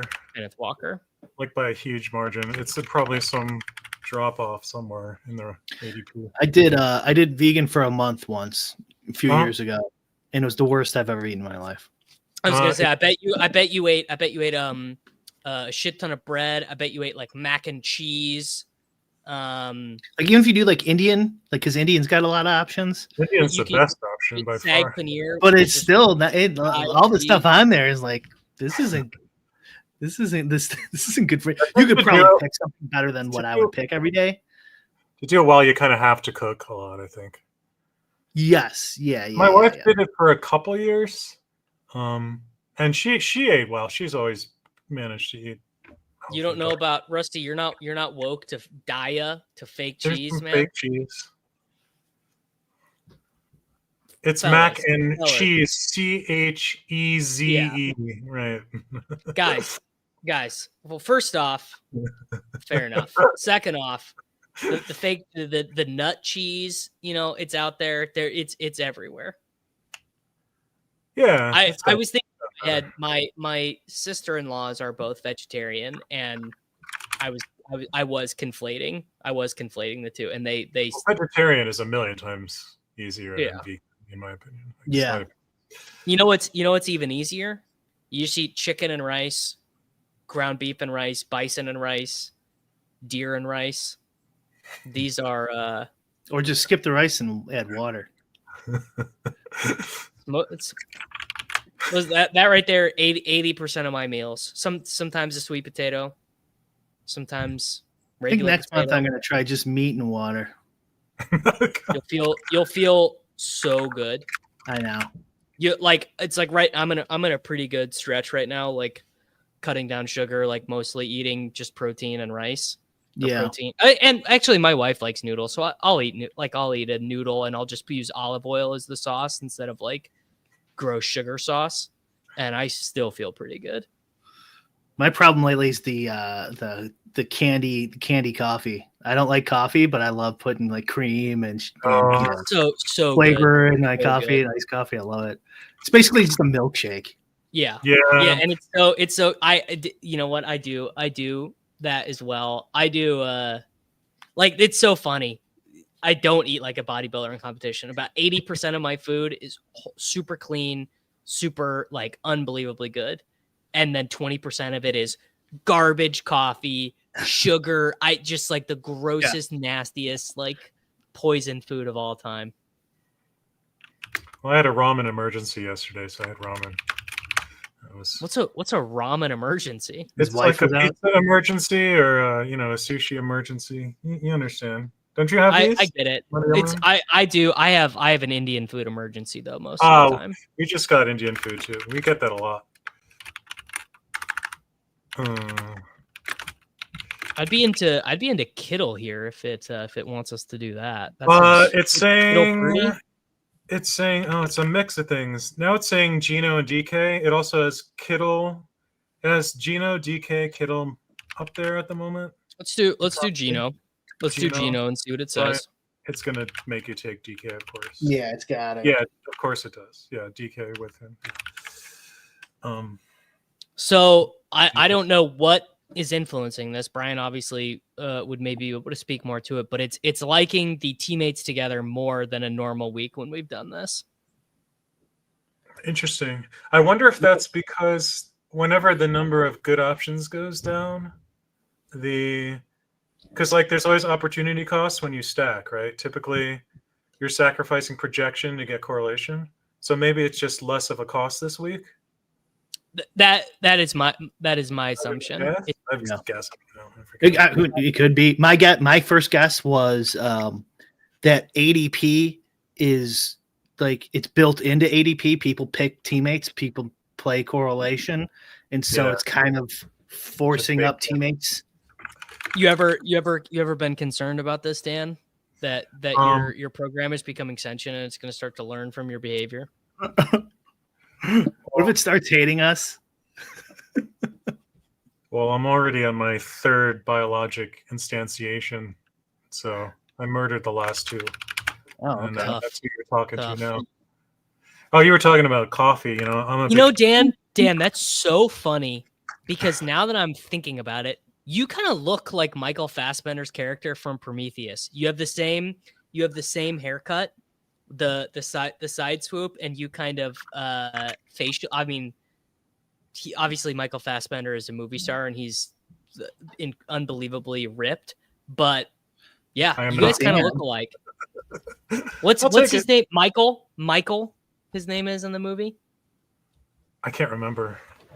Oh, I saw that movie once. I should see that again. Man. Be interesting. It's got terrible reviews, but I'm a big fan. I remember liking David, not Michael. David. I remember liking it more than the reviews liked it, but not thinking it was amazing either. I haven't seen the new one, the newest one. Same. Yeah, I didn't. It's supposed to be like a horror movie. Alien Romulus. Okay. Yeah. There's a new Brian. I think we've got our new HBO prestige drama Takecast review show. What is it? Dune Prophecy. I think we okay. should try and do that. Are you going to try Silo? I bet you like Silo. I loved Silo. Yeah, it was good. I really some of the liked acting was a little sketchy. I don't know It's if you very noticed. uneven because Rebecca Ferguson is a badass, and then some of her co-stars are less so. I was going to criticize her actually. Acting. Oh, her? This is you can't. Fine, but you could hear the Brian, you hear the Swedish. You can't take it seriously. Once you hear it, you can't unhear it. She does. She breaks all the time. The accent. That's funny. Yeah, she breaks, especially when she starts screaming. Want for us at tight end? Okay, assuming the guy before you is not going double tight end, she doesn't. It's pretty close here. The ADPs must be close. So it's listing like 4 different guys: Hunter Henry, Tucker Kraft, Jonas Smith, Hawkinson. It's like, all right, I'm gonna get ahead. I'm gonna get ahead of the field. Schultz is in there too. Just pick one at random.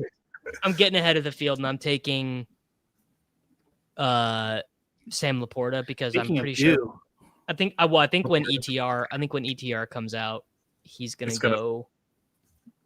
pop way up. Yeah. So this is the team that Brian's magical rankings like the best. $16. $16. Okay, so it's possible. Even with Laporta, huh? Yeah. What is when it gets down to this range of tight ends, it kind of like it seems to throw up its hand. I assume there's just a lot of close things in your set. Rebecca Ferguson was so good in Dune. Oh my God. Those movies do not work without her, I don't think. Yeah. Yeah. Timothy, he's okay. He's fine. He's sort of like it's like Mark Hamill in Star Wars, or like it doesn't even matter. No. It doesn't even matter. No, in the sense that like it doesn't matter who you put there. It's just they'd be good. It's just a fill-in protagonist here. Well, I don't know if you feel this way. Did you read all the Dune books? You read Messiah and only the first one. It's like honestly, Paul doesn't even matter, which I think is like kind of you get that from the book too. It's like he's such a fill-in. It's not really about him, you know. No. So I think it's kind of fine that his performance is forgettable. It's more about the planet and not the spoiler alert, but you get into the next books, it's really more about the Bene Gesserit than anything else. So it would count that it's dude. I don't know. I would not tell most people to read that book. You gotta be a certain type of person to get through God Emperor of Dune. We got the 101 again, by the way. Yeah, I predict we take Christian McCaffrey. It's got to be a strange experience, actually, to listen to this in audio, to just be like, what are these dudes? I know. What are these dudes going on about? How does God Emperor of Dune and Christian McCaffrey relate to one another? That's fair. Did you see the first episode of the Dune Prophecy? Did you watch it? No, I was gonna watch it last night. I sat down, I got the iPad for my wife. I was like, all right, I'm gonna watch it. But my buddy has been wanting me to read The Spy Who Came In From the Cold by John le Carre. And I was like, okay, I try and read 10 pages of a book every single day, like just as like a mental discipline thing. So I was like, okay, I'll read my 10 pages and then I'll watch it. And I looked up later and I was 150 pages in and it was 10:30 at night. And I was like, all right, well, good sign. Not watching it tonight. Yeah. I saw Heavily it. recommended. I saw it. I liked what I saw. I won't say anything else. Okay. All right. Do you have to watch both movies to watch it? No. It's 10,000 years before. 10,000 years before. That's it? That's what Star Wars should have done, by the way. That's what they are doing. Well, who knows what they're doing? It's gonna suck. Yeah. Maybe you should just start over and create some completely new thing. That's what the at least one of the movies that is in the development stage is that. Yeah. Instead of, ruining a legacy character, the most popular character like of all time with this character you actually want to write, why don't you just write a new thing with the character you actually just want to write about? I agree with this. Basically, it's like, yeah, those are the ones worth watching in my opinion. Yeah, Mando's really good. Mando 1 is okay. It's pretty good. Mando season 2, season 3 is dog shit. Yeah. Dog shit. It's dog shit. No, it's because then that's like an insult to like the Acolyte, which is like actually dog shit, That's not dog shit. That is. What's worse than dog shit? Okay. All right, we'll do Jayden Daniels here. We'll add Jayden Daniels into McCaffrey. Okay, if you're picking Daniels, let's see how often I want some McLaurin. Let's see.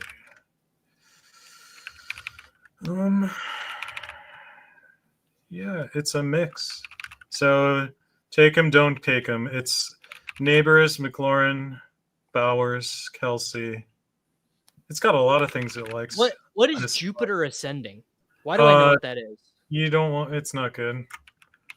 Yeah, I don't have any faith that they'll make something good, but at least they won't ruin something. Oh, was that like fake Star Wars? Like it was like Star Wars, but not. No, Star that Wars? was the Netflix one from the Harvest something. The guy who Harvest Moon. What is it? No, that's a Neil Young song. It's a Neil Young song. I'm gonna take McLaurin. Bad Moon. I forgot. Red Moon. Wow. Yeah, McLaurin's wow. fine. Stefan thinks that Return of the Jedi is May. I mean, the first act's good. The first act is good still. Oh, come on. Honestly, if you take the nostalgia element away, which is hard to imagine, it's not the greatest movie. No, the first act's still good, I think. The whole Jabba scene. Yes. Because it's essentially just another act added on to Empire. Yeah, that's true. And then he crammed like 3 movie ideas into one and kind of lost the plot. And then redid he shouldn't have redone the Death Star. Rebel Moon. Rebel Moon. There you go. Revenge of the Sith is a good movie, and I will not hear any. I will not hear anything to the contrary. I thought it was fine. I can criticize Return of the Jedi. You can criticize. You can criticize. There are plenty of things to criticize, but Revenge of the Sith, if you were making me say good movie or bad movie, it's a good movie. No, Hayden is very good. Hayden is very good in it. Nah, not really. Oh, come on. And Ian McDiarmid. Ian McDiarmid is great in that movie. He hams it up pretty good. That is the point. That's the point of Star Wars. I like Ian McDiarmid. Don't get me wrong. I like him. It's space pulp, dude. It's supposed to be hammed up. All right, we have Christian McCaffrey, Jayden Daniels, Terry McLaurin. It's offering up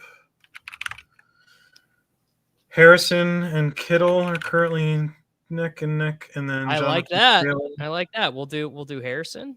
Harrison And then probably Kittle, right? I mean, why would it? So Well- you think that, but sometimes it recooks up a different answer. It's true. Now it's saying Jonathan Taylor, Mike Evans, Jonathan Taylor Card. Thomas? Taylor and Evans are winning. Kittle is in just- third, but it's a bit of a jump down for whatever reason. I am gonna take. No, I'm not. I'm gonna take Josh Jacobs Ugh. and Okay. subbing him out. Actually, you know what? I'm gonna do something even worse. Aaron Jones. Wow. I'm gonna take Kareem Hunt. Oh, you hate Freaking hot. money. Wild man. Absolute wild man. See, the kids, dude. The kids are so woke to Revenge of the Sith, man. Sounds like somebody needs to get their ass kicked at Madden. I mean, Yeah. He takes no pleasure. LBJ, no surprise, right? That probably actually is LeBron. LeBron is too busy reading the first page of a book. First 3 pages. To Stefan, though, if you are a Star Wars fan, I recommend checking out Andor. Andor is a good movie. For sure. You don't need to know anything about Star Wars to watch that movie, though. That's what's so funny about it. It helps, but You don't can watch it really- with your really wife and or girlfriend too, believe it or not. Yeah, it's just like a No, thriller. once they'll see that you got on Disney Plus and you clicked on the Star Wars section, and they'll be out. It's like, oh, I forgot I have a meeting with some friends at the. My wife made You have to it. trick them. It's a crime. It's a crime thriller. My It is. wife made it about 19 seconds into Dune, and then she said, "You can watch this on your own." Yeah, So- Dune. No. Space worms. Not Andor, yes. Did your wife watch Andor, Davis? no. Mm-mm. She would. Come on, it's She watched season 1 of Mando.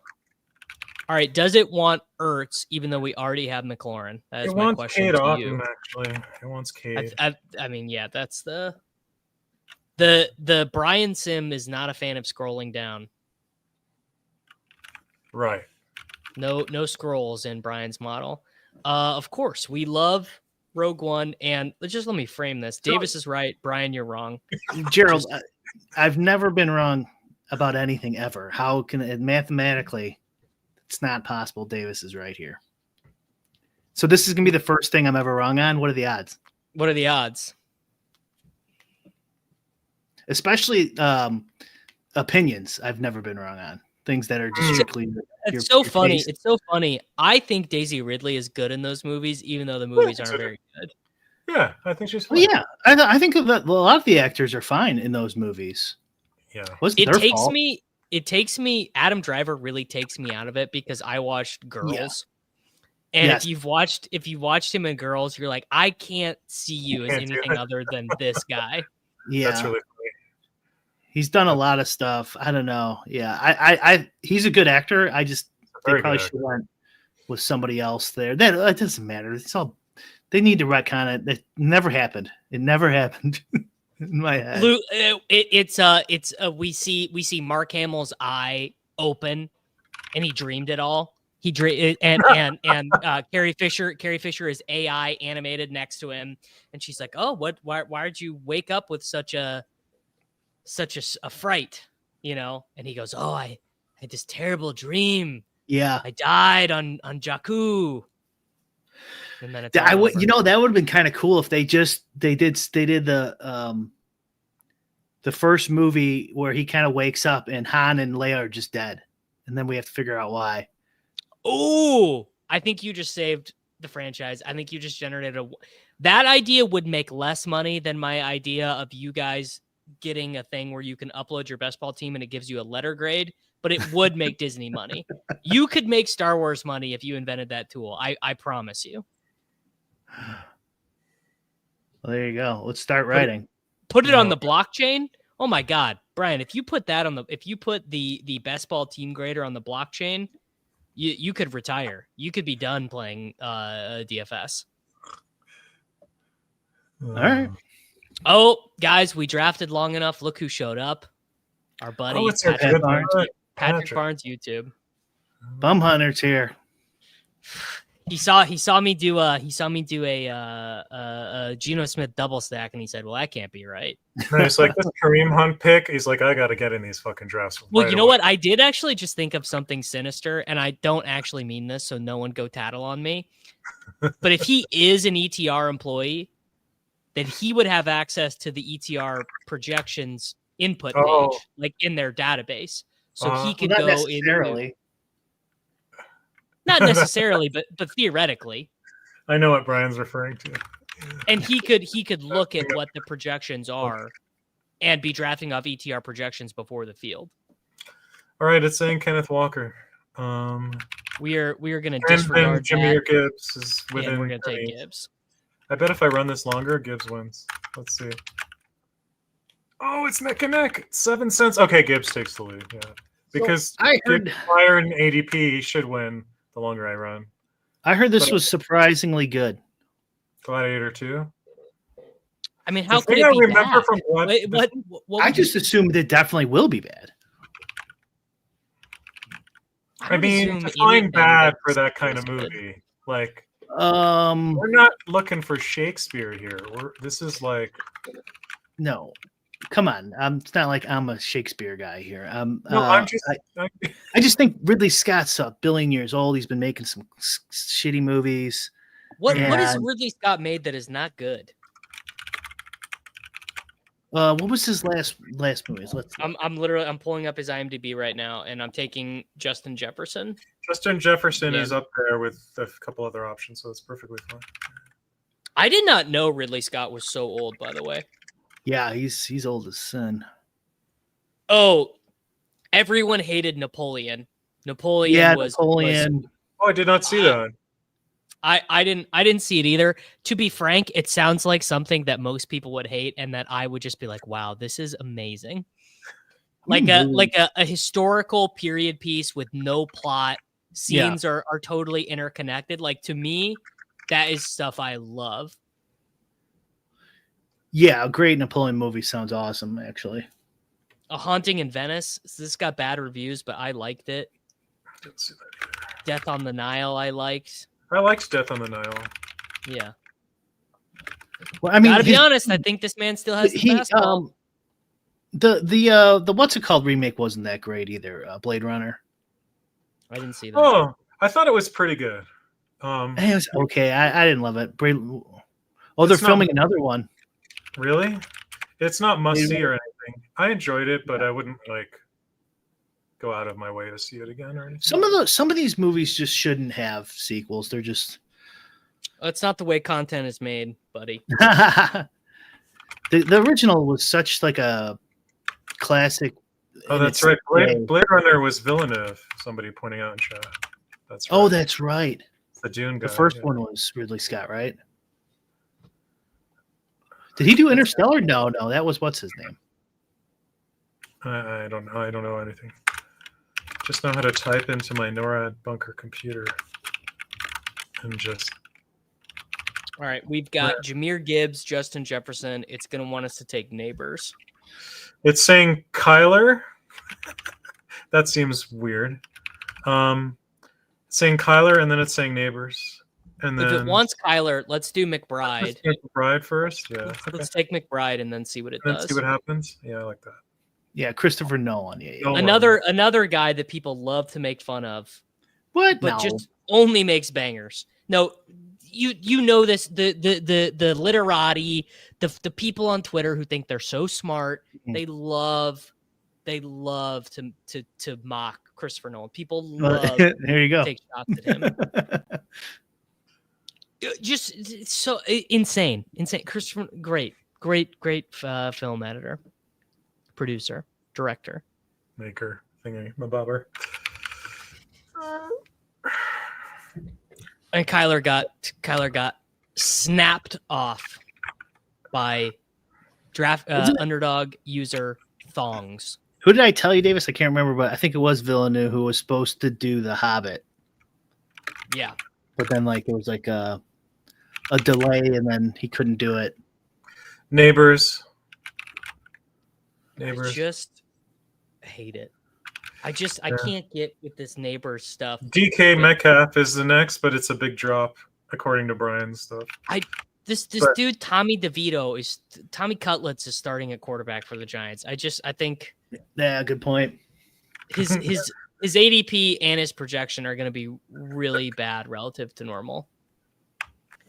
I think, by the way, a great thing to do when you get sniped on your stack in battle royales is to not fight it and just use those as your Anthony Richardson teams or your Bo Nix team, like your running quarterback team. Like don't be like, oh dang McBride, like what do I do? I think you just like, well, I'm not going to worry about it. I'm not going to take Sam Darnold because I'm just going to do I'm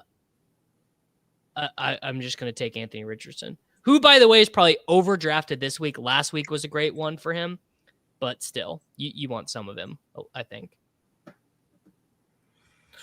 Yeah, 100%. Don't fight it when things don't. Like that person was stalling. That stall to me was like, damn it! I wanted to freaking get Kyler Murray and McBride, and then they're like, fuck it, and they take McBride anyway. Like, you don't have to be. I don't fucking know. He might not be thinking that at all, but like, why not just be flexible? Is this the last draft you're ever drafting? I mean, probably not. It's a good point. I like Drake May unstacked. I think that's interesting. I mean, he ran for 95 yards. This week is more like, what was that one 3 weeks ago or something? There was one slate this year that I was just like, I don't even know if I want to max this. I might not. Well, I say that. I'll find a way. I always find a way. Caleb's been running a bit. Dude, Caleb, it's a matter of time. He looked really good last week. I thought. Yeah, he's due. Dude, you're telling me. All right, it's going to want Jonathan Taylor, and I'm going to have to explain to the computer that you don't run on the Detroit Lions. Okay, it wants... Okay, we're not taking a quarterback. So it wants JSN/Geno. Dude, last time I ever let DraftKings anywhere near my Sims. I'm actually going to take the aforementioned Anthony Richardson because we got sniped, and that's that's my exact advice, which is that you take Anthony Richardson on the teams where it makes sense and where you get snapped off at. Dang, I was going to take Bucky Irving. This guy must be watching because I was just about to take Bucky Irving. It wants Josh Jacobs. All right. Don't love it. Don't hate it. Running back, man, normally the scrolls at running back are so comfy, and they really are not. I think this week I will probably have a huge spread in how I draft these players. Like, I probably won't have over 6% of any of these guys. I'll probably have Rashad White. I'll probably have Tony Pollard. I'll have Javonte. I'll have Rico Dowd. Like, I'll take like a bunch of random guys. What do you, in general, what do you think about spreading it like that as a strategy? It'll help you get to some different combos, right? And so like but in a game where the total number of combos are like limited, you know what I mean? In terms of, because they're limited by what you've done in your prior 5 picks, is that too diverse almost? Like, if you assume you're getting natural diversity from the early picks just based on ADP, are you spreading yourself too thin? I doubt it. Like, what's it costing you? Like, well, some projected points, you know what I mean? Yeah, but I think it's not that many probably. I have to look again. Well, we'll know more tomorrow, but I think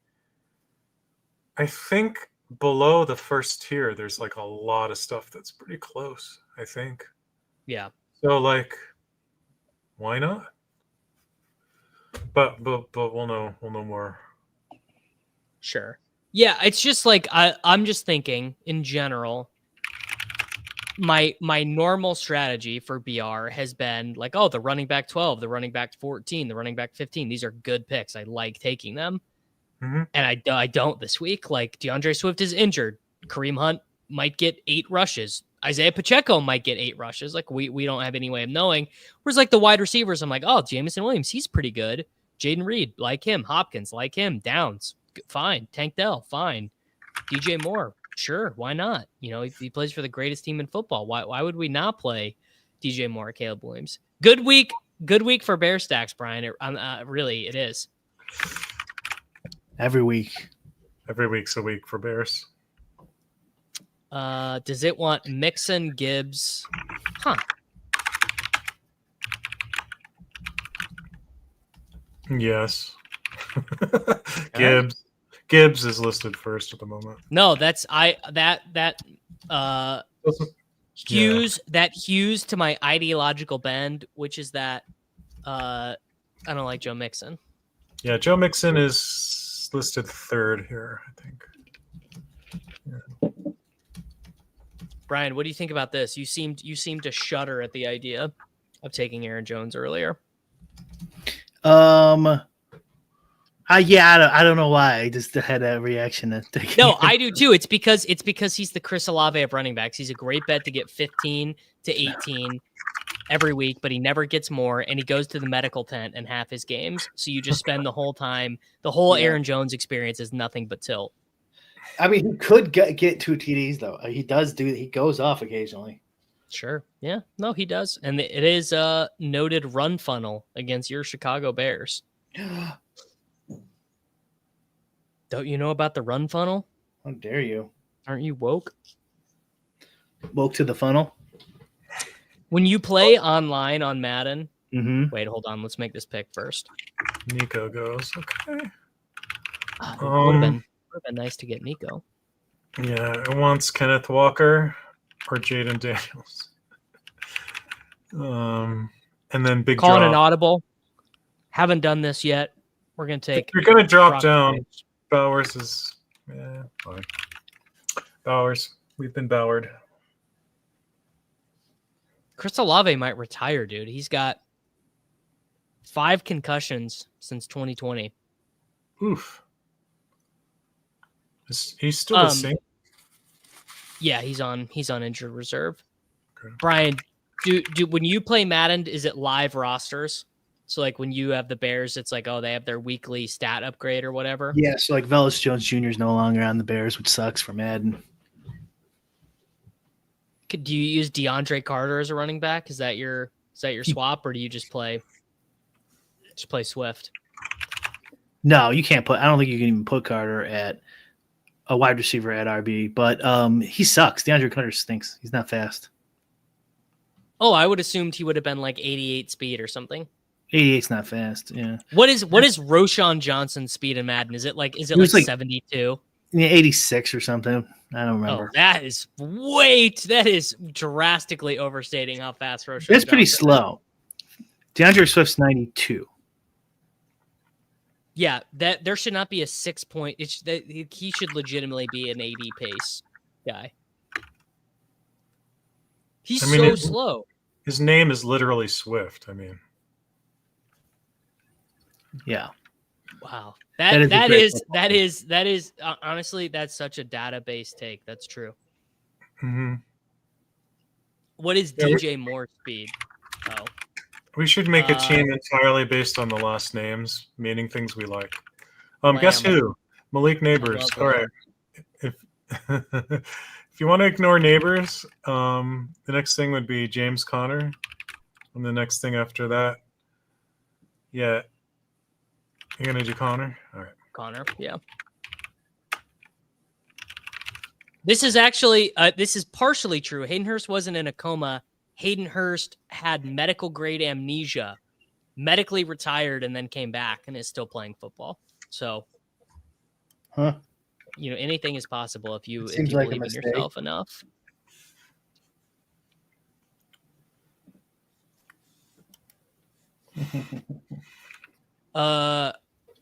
Oh no!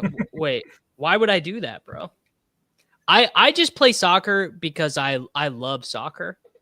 I don't play soccer DFS as like, oh, I'm the GOAT at this. I have the greatest ability to generate soccer lineups. Like I have genuine love and affection for the sport. And when I play lineups, it gives me an incentive to track and know who's doing what. Yeah. So generally speaking, I will just do one entry in the flagship, or the flagship, whatever, the 5K or 2K to first or whatever soccer slate there is. It's funny that someone noticed that I do literally one entry in soccer. Of course, yeah, always. I've been wanting Underdog to generate some kind of soccer product, but it's too difficult with the way lineups happen. Yeah. You don't know who's playing until 60 minutes before. You'd almost have to do it a different way where you would.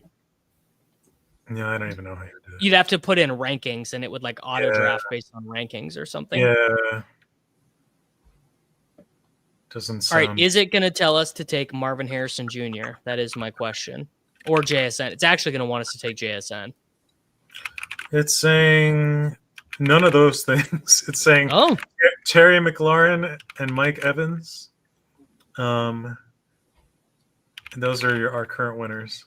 All right, I'm going JSN. We're going off the path. Here's the deal, Brian. The last time we used the ADP based product, I had a great time. I'm not loving these, man. It's basically just having this auto draft. That was not my experience last time. I thought it was more nuanced last time. Well, what can I say? You don't control the data. Yeah, it is what it is. Oh, this whole time I've been reading the list backwards. So I've been giving you the lowest EV plays. Lowest EV picks. Not sure it would make much of a difference. So, like, Brian, what is your read on what you're feeding into Dan Sim is different than the ETR stuff? Like, what is it doing to the actual teams itself? What is your read? Well, I think this week's kind of interesting, actually. Yeah, I agree, but I am not smart enough to understand. I would love to try to figure out, you're playing best ball, but you have no projections. How do you beat it? Correlation. What would the sim look like? And so this is kind of just like a step in that direction. I feel like it's just okay. Well, let's just assume the ADP is right, and it's like this. Then what does the sim say? What does it tell us? And so it's basically telling us this week, anyways. It's saying Mike Evans. It's saying Mike Evans. It's saying ADP is about right, which you'd think it would be, but it also has been giving us a lot of correlation pieces. I wouldn't think ADP on Wednesday would be right. Maybe on a Saturday you'd think ADP. Well, yeah, but it doesn't know that, right? Sure. So, and it can't know that unless you tell it. But this strategy would probably be better on Sunday morning. Yeah, for sure. Yeah, it would be interesting on that. That's actually a good point. Well, yeah. So exactly. what it's going to give you then? It's going to sort of give you, by definition, like sort of an average performance baseline, and then if you're lucky enough to get people in your room who are bad, then maybe that's enough to be plus EV. I don't know. Think about this, Dan. So we're like combos and correlation. So yeah, that's what I was kind of getting at. But if we do we could pick here and then. Oh, one more to go. And then okay, so like upward selected. Patrick Barnes YouTube. Amon-Ra St. Brown, Ken Walker, Tyreek Hill, George Kittle, Jonathan Taylor. So he's just drafting off your sim, brother. Yeah. This guy who's up right now. Bo Nix goes. All right. Who doesn't want at quarterback? Geno, Baker. That's saying Geno, Mahomes, Richardson. Mahomes, Geno Richardson. Mahomes, Geno Richardson. It's pretty close. It's like So Mahomes, it wants Mahomes irrespective of the Mahomes and Geno. It's mixing these two. So it thinks sometimes yes, sometimes no. So. And the reason there is Mahomes' ADP is 10 spots higher or whatever that says. Right. So it's making the assumption that he's going to score a lot of points, which is a dangerous assumption from the market to expect that Patrick Mahomes might decide to score some fantasy points. So if you are trying to do this strategy, it's this point I made on the Swolecast this week, and they all made fun of me. It can matter, right? I think it does matter, but they were like, what is this fake sharp ball knowing take that you think it matters that Geno Smith's center retired? When you watch like a team where the center can't snap the ball and he's like ruining the game, or they don't know the protections, it's a huge deal. Yeah. Well, those two things are wild. Like snap fuck ups might actually help your quarterback in fantasy because pick six is like the best thing your quarterback can do. Yeah, exactly. Yeah. So what you get with these weird. Jameis Winston is the greatest fantasy. Him and Flacco are like the greatest fantasy quarterbacks of all time because they always throw. They're good for one pick six. Except the guy who retired was messing up every other snap already. I believe someone pointed out to me yesterday on the Swolecast that the guy who played center Sunday had the second highest PFF pass block grade of the whole week. So I don't know. Well, you tried. Don't pretend that I know football, everybody. So if we're trying to beat on Sunday using, a strategy like this, the combos correlation angle, okay, we got to pick. It's thinking. Whoops, shit. Yeah. Okay, we're good. Joe Mixon, your favorite. Gibbs, if you don't want that. Let me tell you this: they're gonna have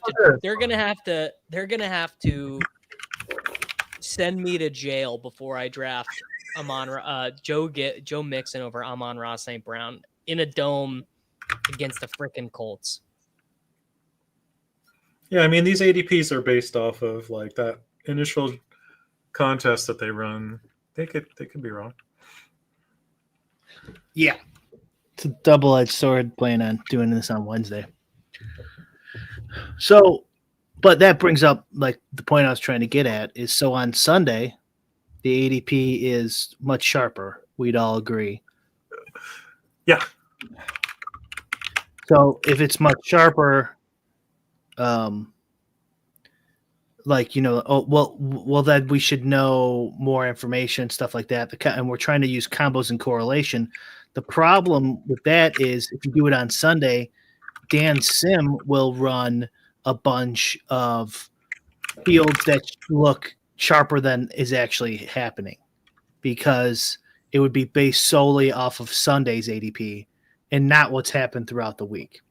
Sure. Yeah. So like if we're going to try to beat this without having player takes or projections, it's a piece, but maybe it wants Demont. It wants Demont. Wow. No, that's great.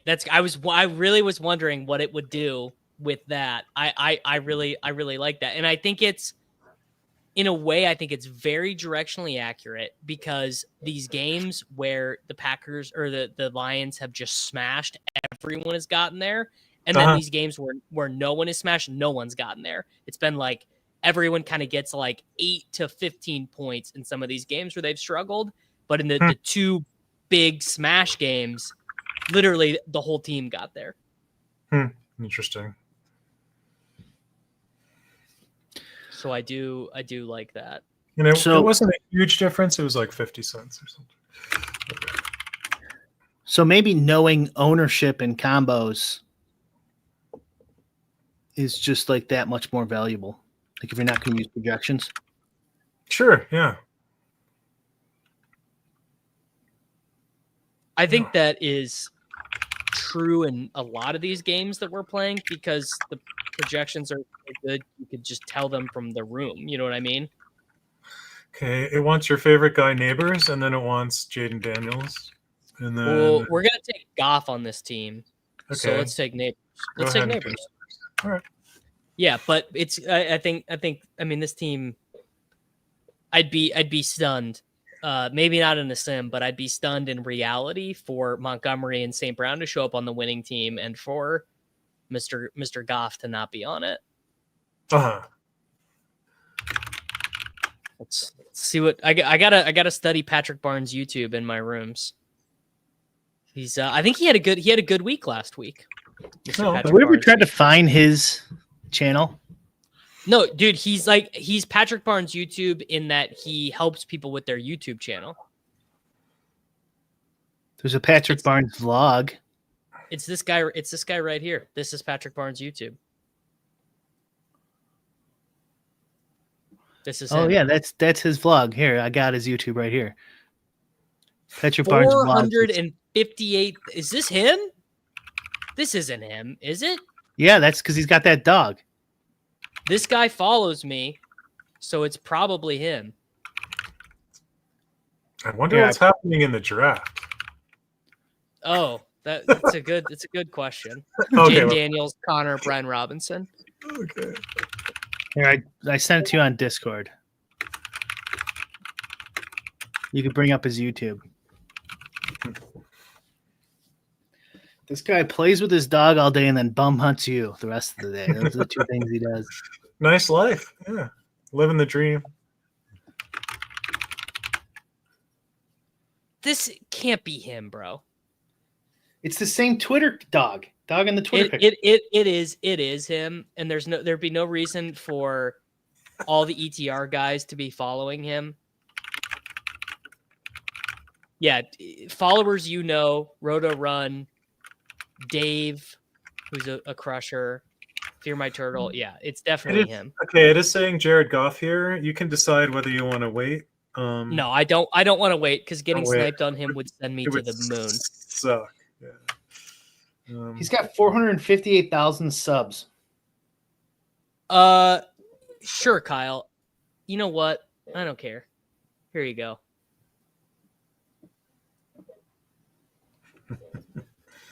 There's your Discord invite, Kyle.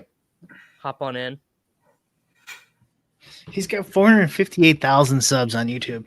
458,000 subs on YouTube, and he's advancing twice the amount of BBM teams as me, and he's good at BR. When is it my turn, Brian? That's what I'm asking. When is it? This guy gave up a YouTube channel with 500,000 subs to bum hunt you full time. I don't think he does. Does he not post anymore? Yeah, he doesn't post anymore. Yeah, he's just like, Davis is so bad. This is a gen wealth opportunity. This is a generational wealth opportunity. Maybe he just made so much money. He's like, these donkeys and their dumb sims are just giving me so much money. Well, we had a comment earlier as disparaging sims, but I wanted to announce that for this week and this week only, this show is completely optional. So, you don't like sims, you don't have to watch. Wow. It, but I won't. It's a good deal. Back to required viewing next week. Yeah, exactly. Josh Jacobs and Kittle leading the listing right now. Let's do Kittle. This is a good team to have a swap on if he doesn't play, and Kittle is a good play anyways. But good team to have a swaption on. Nice. Man, Patrick Barnes YouTube. I think that kind of ruined my day. He crushes you on social media and in BRs. Like, what else do you have? Well, left? I also kind of like the idea of him being like, dude, he's probably paying someone to draft for him. No, that would be so sad. Or maybe he just got so rich from YouTube that it doesn't even matter. You know what I'm saying? And so he could just sit around and draft BRs all day.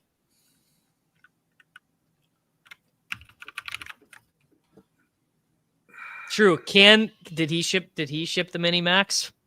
With Kevontae Turpin? Probably not. That slate really worked out in my favor because all the ETR people played Ryan Flournoy and I played Kevontae Turpin. So it was a projection mistake that worked out for me. Nice. I don't even know if it was a mistake, just a thing that worked out for me. We should hire Pat Barnes to be our social media guy, but he makes so much money bum hunting. Like he's probably Can't afford him. I know. Can't afford him. It's like I'm making $50 per draft, per $7 draft. But Davis in it. It's like, tell him you'll stop drafting if you won't work for us. He'll be like, okay, fine, okay, I will. I'll do it. Oh God. We've got flex to play. Dude, that game. This is so annoying. That U.S. men's national team game was in St. Louis, and I just it was rainy and gross outside, and I didn't go. And they crushed. They love soccer in St. Louis. Big soccer. This is a St. Louis natives, man. I'm a huge fan. But did he make $3 in ad revenue in an audio-only podcast? Great question, Mr. Shackelford. Great question. Okay, you're up, and it is saying what? Like, no, he made $300,000. Josh Jacobs is leading. Jonathan Taylor and Jamison Williams and DeAndre Swift are in second place, but Josh Jacobs is winning. Jacobs, Taylor, Williams. Reed is fourth now. But these are pretty big jumps, so I don't know. Do what you want. Oh, what did you get? You got Jacobs. I took Josh Jacobs because I bet I won't take Josh Jacobs a singular time. We just when I'm not. It's so funny. Like I like doing these with you because it's like, well, I know I'm definitely not drafting that dude of my own volition. I'll get a consolation draft if he goes nuts, right? Yeah. So $13.39 for this team with Brian's rankings. Yeah.